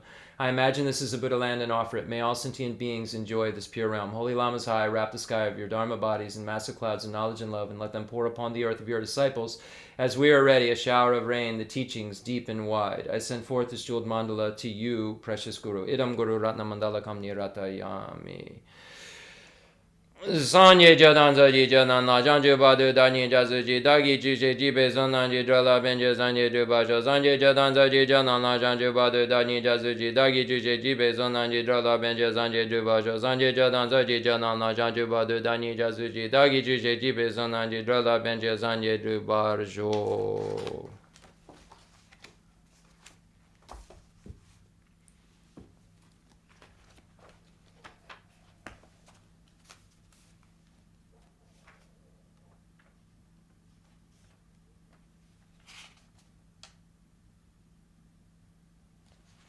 Okay. Enthused by great compassion, you taught the Immaculate Dharma to dispel all perverted views. To you, the Buddha Gautama, I pay homage. May this teaching be heard and understood in the language of all sentient beings as it's stated in the prayer of noble conduct and the Zanju Mulang. Wow! Yeah, I feel so happy today to be able to have read the Rice Seedling Sutra. It's interesting. You have to check into something, and I now have a question about where we find it exactly. But it's okay. So today we're talking about Lama Tsongkhapa's great treatise on the stage of the path to enlightenment again. And very, very fortunate we're in the section where we deal with the 10 non-virtuous activities. And we see from this Rice Seedling Sutra that all results are dependent upon their causes. Suffering comes from non-virtue. So if we want to not form into suffering states, we have to remove that which causes, that which is, a causally concordant thing that makes it happen. And we learn that small things make big things happen in the Rice Seedling Sutra. That it, we see all these kind of points of karma that, certain, and that, from a small thing, a great thing can arise and no one else can create it for you. And that, unless there's an opponent applied, that it's going to give rise to a concordant result. It's going to happen. If that seed's planted, it's going to happen. It's going to have to be exhausted because it's a cause, and that cause will give rise to a concordant result. So without knowing how to create our, future happiness, how do we create future happiness? Do we want to be creators? Or do we want to be, just experiencing like a victim? And because our ignorance tells us it's just all happening because of a number of things that, we could have been taught or making it happen, or we could hold on to thinking it made it happen, thinking that, I don't have anything to do with when someone's, harming me from a karma perspective, that I just didn't ever play a role in that. I didn't plant a seed in a previous life that was maybe really small, where I barely harmed someone, and now I'm being harmed a lot. Why is that occurring? Well, because we, haven't completely cleaned up this grasping at the I and phenomena is being truly established. So we then have inappropriate attention and our afflictions arise and we have contaminated karmas and then suffering. It's so clear. It's not a magic show. It's just causes and conditions giving rise to collections and formations that, occur. And suffering occurs in a being, that is a formation and named as something, right? Like a Jeff. Jeff has a suffering because Jeff has a consciousness that has a seed in it and has a body that can suffer. It's not any one only. If we look at its driver, the grasping at true establishment, but we look at, why could Jeff suffer? Why is this happening? Where is this Jeff that's suffering? Is he the earth element? Is he the water element? Is he the fire element? Is he the wind element? Is he the space element? Is he the consciousness? Where is this Jeff? This Jeff is right here talking to you. And that's where Rinpoche would always pull us right back. Where is this? There's no Jeff. Well, then who's talking? Rinpoche would say, I'm not my head. I'm not my hand. I'm not my legs. I'm not my mouth. Is my Jeff my head? Is it my hands? Is it this? Rinpoche would ask. And then he'd go, well, there's no Jeff. Well, wait a second. Jeff's talking. It's dependent origination. Causes and conditions, wholes and parts, and name it through the power of name. The person imputed on the 5 aggregates of form, feeling, discrimination, compositional factors, and consciousness. I'm named on it. Named on these 6 constituents, if you will. They're different than the 5 aggregates. Make sure we don't mix those up. 5 aggregates and the elements, those are different categories of things, but they're all things we have. We have the 5 aggregates, we have the elements, and you can put them into the various categories and so forth. You can within the aggregates. The consciousness would fall under the 4 aggregates of consciousness, and then the elements and so forth would fall under the earth element, the aggregates of the aggregate of form. You would find the other elements that aren't consciousness within the things described. So what we're talking about today, we've gone through each of the 10 non-virtues, and we've arrived at the final non-virtue, wrong view. So what is this wrong view, and do you have it? Do I have it or not? So wrong view, simply put, not so simply put in the Lamrim Chemo, and I'm going to read it out of the Lamrim Chemo after I say some simple put stuff. You find in Pabonka Rinpoche's Liberation in the Palm of Your Hand, like a real, very, very short part about this. And then the Lamrim Chemo, very much longer about this. But it's basically denying the existence of things that exist. At a very coarse level, causes, conditions, denying nirvana, denying the 3 jewels, denying that the Buddha, has gotten rid of all faults and only has excellent qualities, denying things that exist and saying that they don't. And in Pabonka Rinpoche's Liberation in the Palm of Your Hand, it talks about there were entire texts written to try to justify certain wrong behaviors. Like there was a text written by someone who said, well, there's, no future lives because he, wanted to have relations with his daughter. And you'll find this written a lot in texts. And he wrote all these stanzas to prove future lives don't exist, so it doesn't matter what I do. There isn't this, kind of continuity. I don't know exactly. It doesn't go on to what he proved or disproved. It just says that, to try to, because he had this, desire. So, we're probably not, going that far, but do we believe in karma? Do we believe in 3 jewels? Do we believe that we have Buddha nature? There's one right there. Do you believe that you can become a Buddha? Because that's true. So if you say you can't, you're denying something that exists. So it's when you start to feel like maybe even demoralized by this material's hard, you have to say to yourself, but I have Buddha nature. My mind is of clear light is the same nature as the Buddha's mind of clear light. I've got this gold in me that's just mixed in rubble. I've got to just clear the rubble. When I clear out the rubble, I clear out the messiness, this thing will be just like the Buddha. My mind will be just like the Buddha's. I'll experience fearlessness and infinite happiness just like the Buddha. There won't be any difference. But I have to get to a place where I, only believe in things that are true. Because that's the only way to freedom, is knowing what's true and not true and then acting accordingly. And if you see at the beginning of the great treatise on the stages of the Tantric path by Lama Tsongkhapa, where he establishes Buddha Shakyamuni as the reliable guide. Why? Because you have to start there. You have to see that there is this potential. There is this reliable guide. And what this reliable guide has taught is accurate. Or else you'll think, oh, I don't need to do that practice or this practice. You'll start to pick and choose. You won't see the kind of teaching to scope that the Buddha did, and won't see those staircases. You'll abandon the Dharma. You won't see the teachings as instructions to practice. You won't realize the conqueror's intent. You'll see them all contradictory.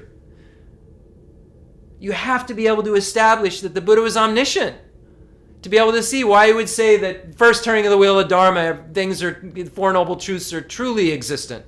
And the second turning of the wheel of Dharma, he says, no, nothing is. By the way, remember I said that? And he's freaking people out. He was teaching groundbreaking views. Think about the society, the Vedanta tradition in the society at that time. What everything was holding on to, creator gods and creator energy elements and, caste, where you were going to be reborn low, and Buddha said, no, everyone has the potential to become Buddha, to become perfect. You aren't stuck. You aren't stuck in some weird karma thing that was taught to you by someone who was denying that things exist, that exist. Someone taught you something wrong and told you something that was true wasn't true at all. Saying something exists that doesn't. Almost the opposite. This view is denying things that exist. But then look at what then that negates. If nirvana exists, if Buddha nature exists, that negates so much stuff. By way of just its presence. By it being true. That truth blows all of these other ideas of creator out of the water, creator other than the dependent origination of comings together and so forth. What's like believing there's like some driver who's looking at us and making all of these things happen. No, our mind's driving. Not believing our mind's driving. So wrong view is a really interesting category, and I'm sure they debate it very, very heavily. What exactly, falls into it, because it's denial of saying things that exist don't. And that's kind of like where, and then let's read the Lamrim Chemo real quick. Not real quick, but let's read the Lamrim Chemo and see what Lama Tsongkhapa says about it. It starts out, you'll feel like real strong. And then like, oh, I get this real well. And then it starts to get a little bit, more difficult, and we can, sometimes go into a deeper dive into this. But let's read it. What it says here. Wrong views. The basis of wrong views are existent objects. Okay, so that's the basis of a wrong view. You think something that exists doesn't. So that's the basis of your wrong view. Okay. Of the three aspects of attitude, the perception is perceiving to be true the meaning of a mistaken denial of the existence of an existent object. The affliction is any of the three mental poisons. The motivation is the desire to deny the existence of an object, of an existent object. Clinging to your view or something, right? denying something exists because you have some wrong idea. See how it's called wrong view, why it is, right? You have some wrong idea. So you deny something existent exists. You believe that there's some other thing going on, or you believe whatever you're believing so that you believe that something that exists doesn't exist. You're believing something that's making you not believe the truth. And until you believe everything only true, you can't become Buddha. The Buddha only knows true stuff. Buddha's omniscient. I mean, the Buddha knows what's wrong, what isn't true, by way of but only knowing true. The Buddha, obviously, an object of apprehension is untruth because Buddha's omniscient. I get it. If anybody's out there like, Korsum right now. But I think you get my point. I think at a gross level, you get my point. So the motivation is to deny the existence of an existent object, like the person who wanted to have relations with their daughter, Pabunka Rinpoche talks about. So they deny the existence of future lives. It just won't matter if I do it. There's no karma. There's no future lives. There's nothing that's going to cause. Nothing's going to happen. There's no karma. Nothing's going to happen. So you have a desire to behave or do a certain way, or you just believe in something wrong. But here it talks about this something to investigate. The motivation is the desire to deny the existence. So maybe it's not a desire. We'd have to look at the translation. Maybe it's just like you're wanting to. It's not like a desire. We'll have to take a look. The performance is the initiation of that attitude. Moreover, there are 4 types of such performance: mistaken denial of causes, effects, activities, and existent entities, Lama Tsongkhapa says. Mistaken denial of causes is thinking that right or wrong behavior do not exist and so forth. Mistaken denial of effects is thinking that the fruition of these sorts of behavior do not exist. So fortunate we read the Rice Seedling Sutra. We see what we're talking about by way of that beautiful sutra. Exactly what we're talking about. Mistaken denial of activity is of 3 types. Mistaken denial of the activities of planting and retaining seeds is thinking that there's no father and mothers. There's no cause and effect. There's not a coming together of a sperm and an egg and, seeing the rice seedling, ovulation, all these different things. Some connectivity of the Bardo intermediate state being, if we want to go further, to the parents, gazing, having an attachment or a clinging and then a potential existence in the Lamrim Chenmo it talks about that occurs, that connects the sentient being to the father and mother. But it's not the sperm and the egg. It's not the bones and the blood or whatever. It's not the flesh of the father or the mother that's making me. It's just part of the dependent origination. So we can't just blame, it's my mother's fault, it's my father's fault, right? It's a previously created karma that's giving rise to all these different things. There's not a one fault. There's like all the, there is a karma, there is an imprint that's, driving, all these things are rising up so quickly, but you start trying to point, you're going to find that the specificity of it is very hidden phenomena.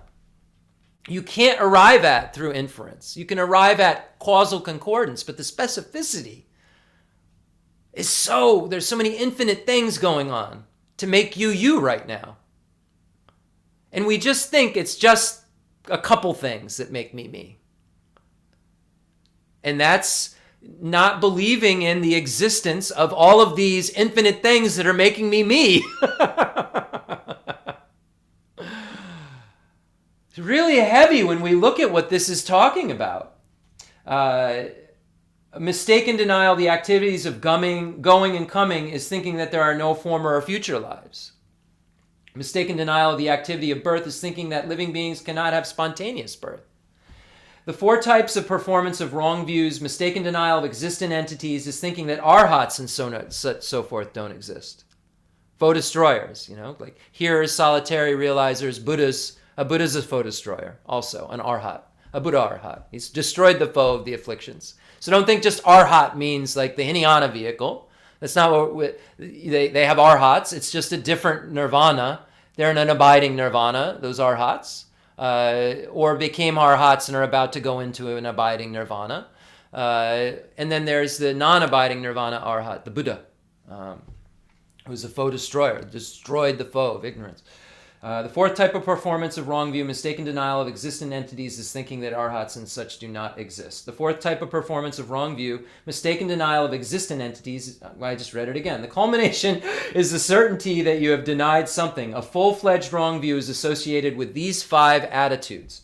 1, an attitude of confusion due to not knowing objects of knowledge exactly. Wow!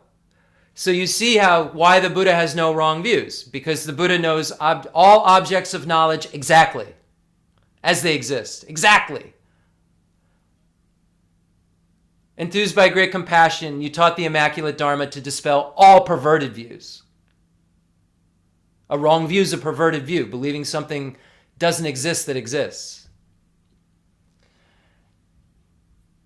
A violent attitude just due to delighting in sins or wrong views. An attitude that continuously operates in the wrong way because of pondering improper teachings. And this is why you see, as you're really trying to find the truth, be careful. Because we're so easily swayed. Look at the third volume of the Lamrim Chemo. You're reading the opponent's view and you think that it's the view. We're so easily swayed when we're beginners, like me. So we have to have reliable teachers. We have to stay consistent with reliable teachers to try to follow what is accurate and not accurate, because there's so many pitfalls. An attitude that is impaired because of a mistaken denial that thinks that such things as gifts, religious offerings, burnt offerings, and right behavior do not exist. It's not thinking that these accumulations exist. An attitude that is dominated due to these wrong views by shamelessness, obliviousness about the determination to be free of its faults. So not even, being oblivious that you should be able to know all objects as they are. If these 5 are not present, a wrong view is not full-fledged. Although it is certainly the case that there are other wrong views, only this is called wrong view, for it is the greatest of all wrong views, in that through this wrong view, that you sever all your roots of virtue. Further, it is this wrong view that is conducive to your doing whatever sins you want.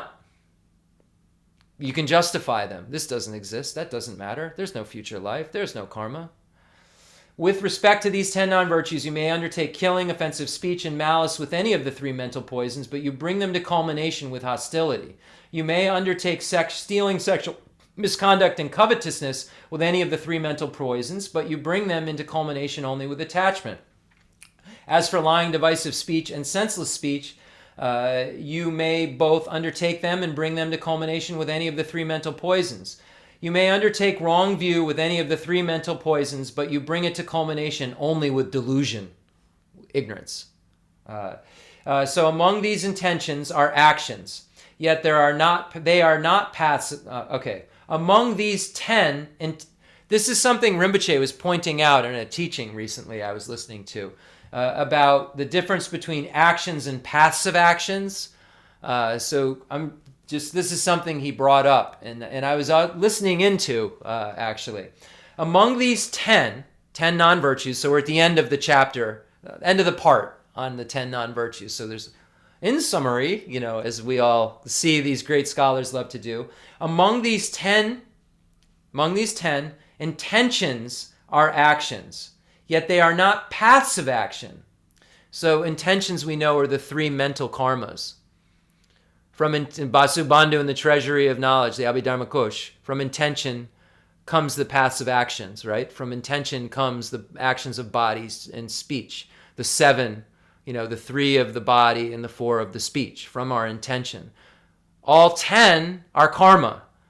But when we get to specificity of paths of action, we say specificity, path of action, refers to the 7. So the 7 non-virtuous actions of body and speech are not only actions, but are also passive action, because body and speech are the bases of the intended operation.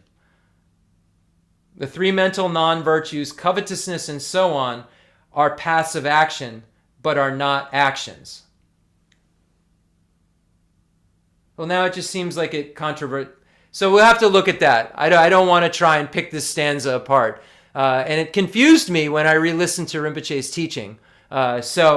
Among these, and I'm going to read it again. Let's try it. Among these 10 non-virtues, intentions are actions, yet they are not paths of action. The 7 non-virtuous actions of body and speech are not only actions, but are also paths of action, because body and speech are the basis of the intended operation. The 3 mental non-virtues, covetousness and so forth, are paths of action, but are not actions. So we have to look at that another time. I'm not going to try to sort all that out right now. But wow, feel so fortunate that we know a little bit at least about wrong view. We can establish that it's thinking that something that exists doesn't. So let's think about whether we are at a place where, when we think about, is there nirvana? Do I have Buddha nature? Do I have maturing Buddha nature? Are all phenomena empty? That exists. So what does this mean when we deny the existence of things? It means the opposite. We say, no, they aren't, but they are. And here we're looking at more core stuff, like the denial of arhats, the denial of karma and its results. There are no 3 jewels, and so forth. But by having all of those kinds of denials or saying things that exist don't, look at the consequence in our lives of not really believing. So let's look at this from the perspective of, is this controvertible, our beliefs? Okay, so we believe there's karma, we believe that emptiness sounds pretty good, but do we really, realize through a correct sign? Or we just heard it and think it to be true? Because the subtle workings of karma are something we have to rely upon kind of a good source for. But karma, no. Karma, collections, cause and effect, dependent origination. No, this is something we can come to, JPOG-sema, inferential valid cognition. Inference through the power of fact. We can arrive at that, yes, these things exist. So the Buddha's knowledge becomes our knowledge. What the Buddha knows exists, we know exists by reliance upon a sign. And it's not then possible to change it at that point.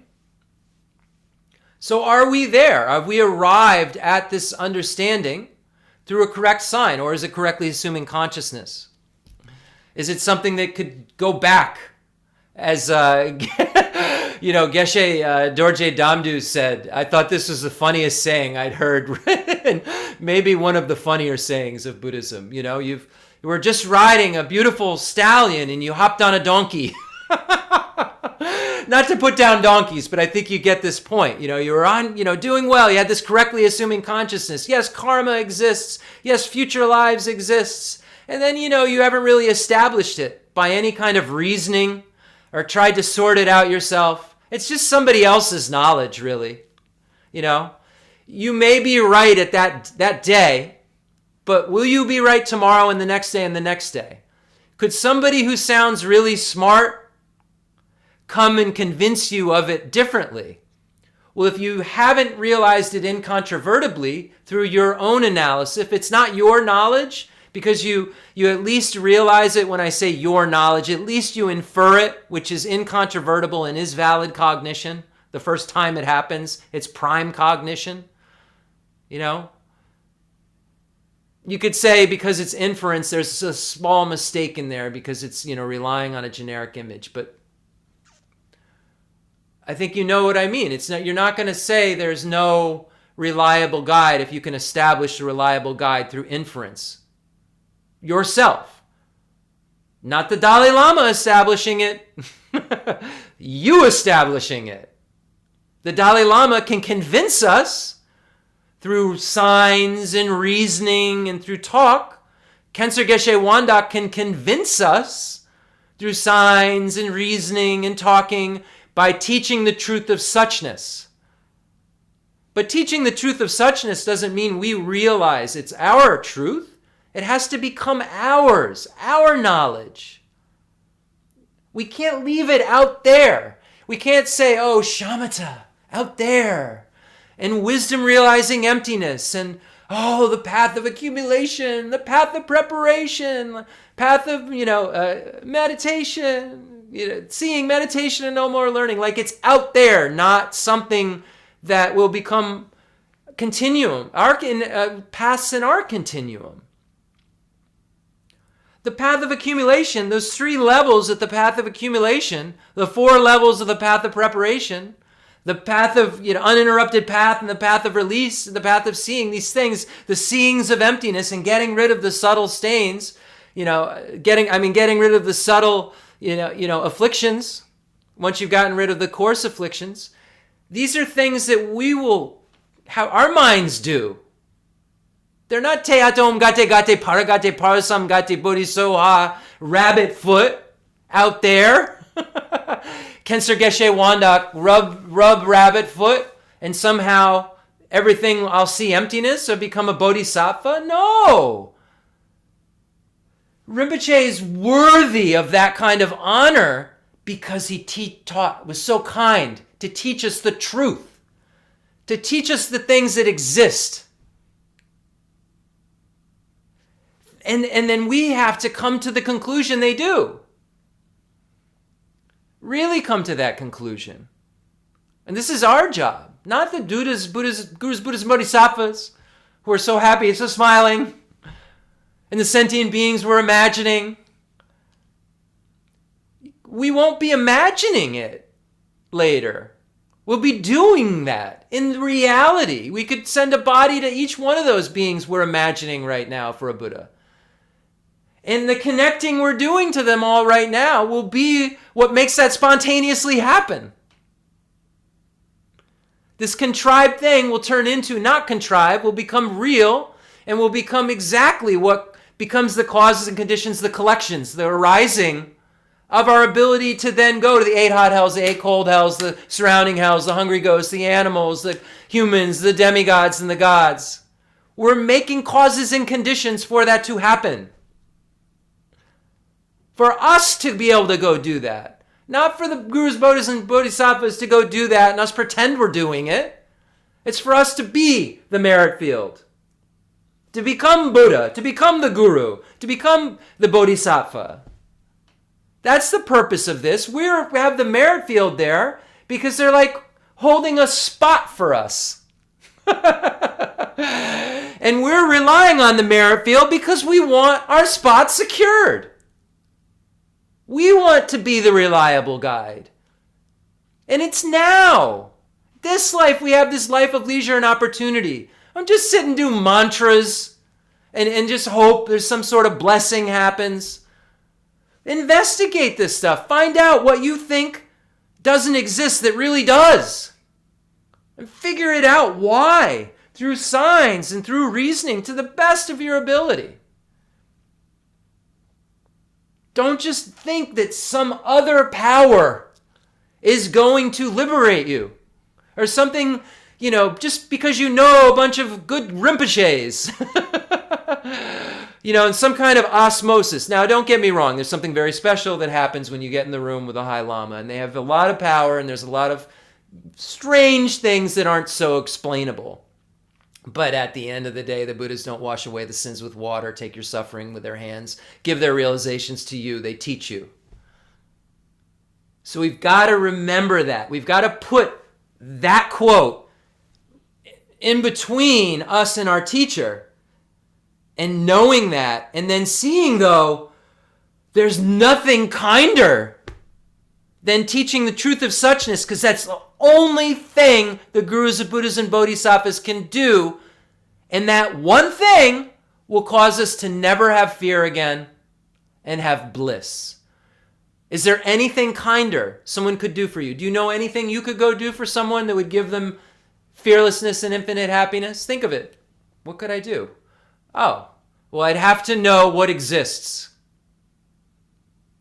So I could then tell people. And I'd have to know beyond a shadow of a doubt. And I'll have to have removed all the crap in me that won't want me to help everyone. That will make me have a bias. I'll have to remove all of that. So before I end, I wish I had done this at the beginning, but I want to say thank you so much to the Tibet Center. Really, we went there for the White Tara practice. They were so like the hospitality was way over the top.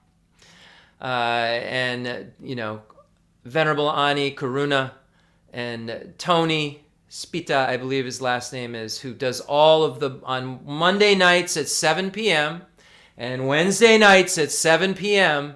he reads for an hour. Just reads different texts, gives little bits of commentary. He was with Chunglo Rinpoche over 40 years. He served as his interpreter. He spoke Chunglo Rinpoche very well as other people who would come for more technical stuff because he isn't fluent in Tibetan. But he sat next to Chunglo Rinpoche for over 40 years and made sure so much wonderful Dharma happened. And to hear the teachers that came to the Tibet Center, they put on the 1991 Kala Chakra. Rinpoche was the abbot and came with His Holiness. They were talking about, he was a tough one, telling all the monks not to do this and, not to do that. I'm hearing before I even met Rinpoche, pre me knowing him, I'm hearing stories. And, and Chunglo Rato Rinpoche really loved Khenso Geshe Wandak as Khenso Geshe Wandak loved Chunglo Rato Rinpoche. And Chunglo Rato Rinpoche passed, a month, I don't know how long, 2 months after Khenso Geshe Wandak passed. And we kind of connected to the Tibet Center because, Tony did his grieving process Monday and Wednesday.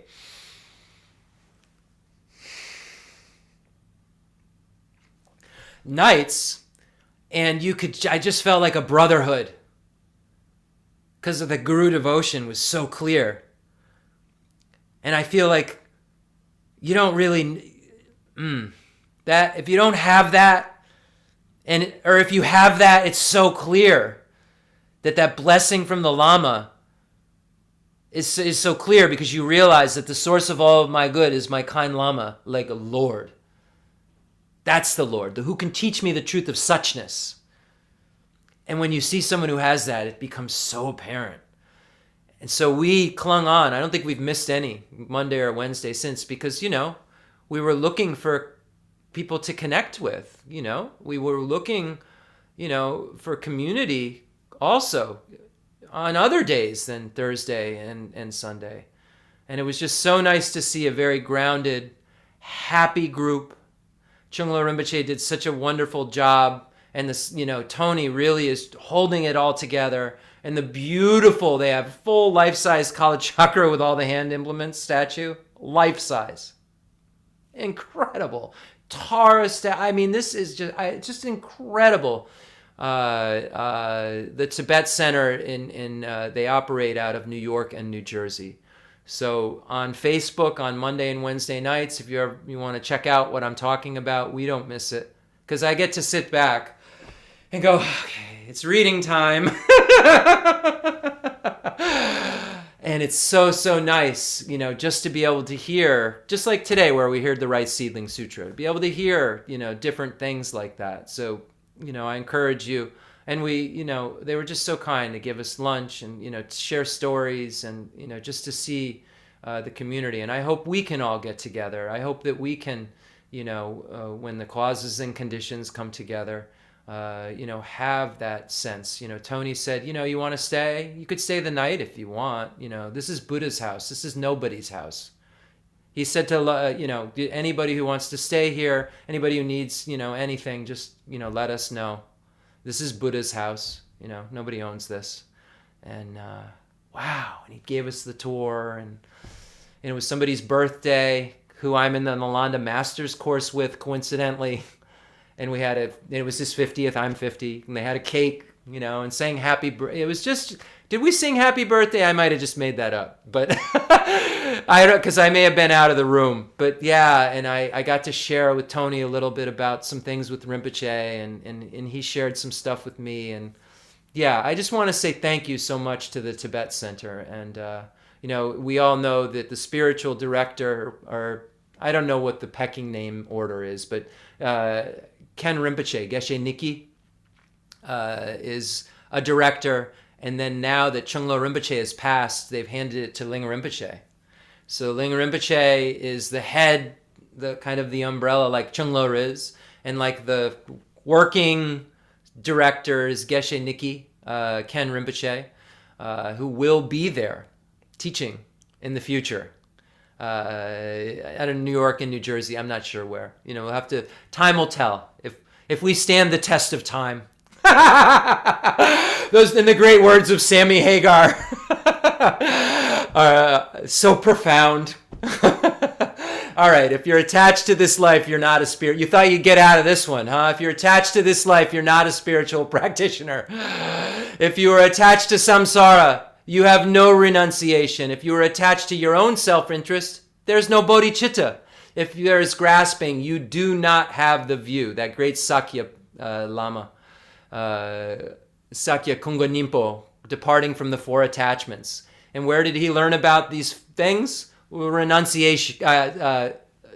Manjushri appeared to him and said, this is the practice. This is your practice. And we see renunciation, bodhicitta, and the correct view of emptiness, just like the three principal paths being presented there. So such a profound 4 lines that can make you a Buddha. Those 4 lines can make you a Buddha. If you could realize what exists in those 4 lines and not deny what exists in those 4 lines, and then realize it because you deny it, you say, this is true. The wisdom arisen from analysis is where this is true. So now what do I do? If this is all true, I believe this is true. That's where that second, the wisdom arisen from hearing, analysis, and meditation, we just roll off our lips. We have to figure out, we got to analyze. We've got some wisdom arisen from hearing. So I just heard the Vibhashika school. And now someone else is talking about the middle way school. Is this true? Okay, let's make a mandala offering and we'll get out of here.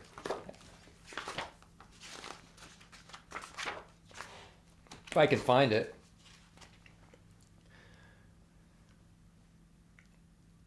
So yes, and also, on behalf of the students of Rinpoche, if ever you see any of these folks at the Tibet Center, just say thank you. Thank you for being, so kind to, members of our group, being so kind. And you can go there also, and you can contact me. I can give you whatever information you need to do that. All right. The fundamental ground is scented with incense and strewn with flowers, adorned with Mount Meru, the 4 continents, the sun and the moon. I imagine this is a Buddha land and offer it.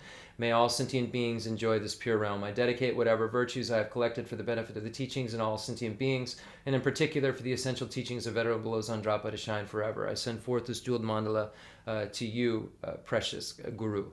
I dedicate any mistakes that I've made today are my mistakes. If I misspoke, or if I put the Rice Seedling Sutra in the wrong conjured, if I did any mistakes that I made today in this teaching, I apologize for. And they were just me misspeaking or not having enough knowing what exists in me yet. And if you heard something wrong, I hope it gets erased or your analysis shows you that it's wrong. And that I can't do, I can't. So don't rely on me. Rely on the words and then analyze the words. Rely on the ultimate. Rely on what a being with valid cognition would say. Is that true or not? Rely on that. So any mistakes I've made or that you've heard, let's purify it with the Vajrasattva mantra. You can imagine that you're being purified with white, red, and blue light rays and nectar, and white Oms, red ahs, and blue hums, purifying your body, speech, and mind. Om. Om benza sata samaya manubalaya benza sata zena vajita dita me bava zudogaya me bava zubugaya me bava anurag me bava zavaziri me bracha zava kama sucha me kitam shriyam koro hom ha ha ho bhagavan zava tathagata benza mame moka benza bava mahasamaya safa ah hom fe. May we always be protected by Paul and Lamo. I know you're out there. Protecting us. Rinpoche said that you're protecting us. Rinpoche said that the tanka of Palden Lamo is Palden Lamo, and she's here protecting us. It's right over there. So she's here. We're on Zoom. I'm talking to you. She's here protecting us. Jo Ramo, Jo Ramo, Jojo Ramo, Tunja Kalarachamo, Ramo Wachadaja Tunja Rudra the Hung, Jo Rama, Jo Rama, Jojo Rama, Tunja Kalarachamo, Ramo Chadaja Tunja Rudra the Hung, Jo Rama, Jojo Rama, Tunja Kalarachamo, Ramo Wachadaja Tunja Rudra the Hung, Jo Rama, Jojo Rama, Tunja Kalarachamo, Ramo Chadaja Tunja Rudra the Hung, Jo Rama, Jojo Rama, Tunja Kalarachamo, Ramo Wachadaja Tunja Rudra the Hung, Jo Rama, Jaja Rama Tunja Kalarachamo, Ramo Chadaja Tunja Rudra the Hung, Jo Rama, Jojo Rama, Tunja Kalarachamo, Ramo Wachadaja Tunja Rudra the Hung. May Lama Tsongkhapa's teachings always remain in this world until samsara is no longer. Mime zewe dojin genrezi, jeme jeme wambo jame on, debu male junzi zaweda, kanjin gebe zojin zongaba, lozanda bijala zoade. I dedicate all this virtue to emulate the knowledge of the hero Manjushri, and likewise Samanta Bhadra as well, with whatever dedication is praised as supreme by all the conquerors who traverse the 3 times. I also dedicate all my roots of virtue for the sake of auspicious deeds. In that pure land surrounded by snowy mountains, you are the source of all benefit and happiness, all-powerful Avalokiteshvara Tenzin Yatso. May you stay until samsara's end. Ganri Rawe Orwe Shinyandi Vendande Wa Malu Jongwene Jinrezi wan enzin yazoyi Jabezi de badu den yoyik. In all our lives, may we never be separated from Kensho Geshe Wandak. May he remain our guru, our lama, our yidam. Whenever he emanates, may we be there, whether it's in this normal world, in the emanation body, or if it's in the perfect, that beautiful world with the 5 qualities, if he's in the emanation, in the enjoyment body, when we're Arya Bodhisattvas, and we can actually go to that place and receive teachings from the enjoyment body that Rinpoche possesses now.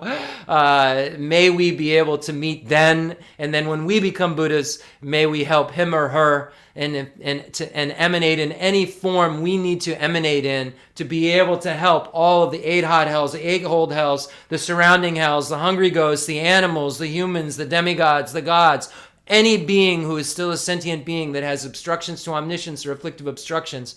May we free them from those states and bring them to a state where they all have fulfilled their needs and all sentient beings' needs.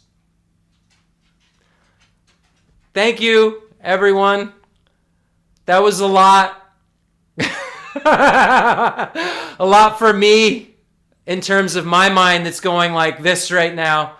And I hope that your mind's doing that. And that's the whole point of this teaching, is to try to get our minds to start thinking differently, to start reacting differently, to behave differently, so that we can be born, if we haven't realized an abiding nirvana or Buddhahood, we can be born into a state where we connect to knowing what's true again.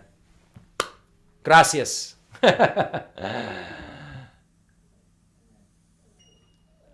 Somehow I'll end it. There we go.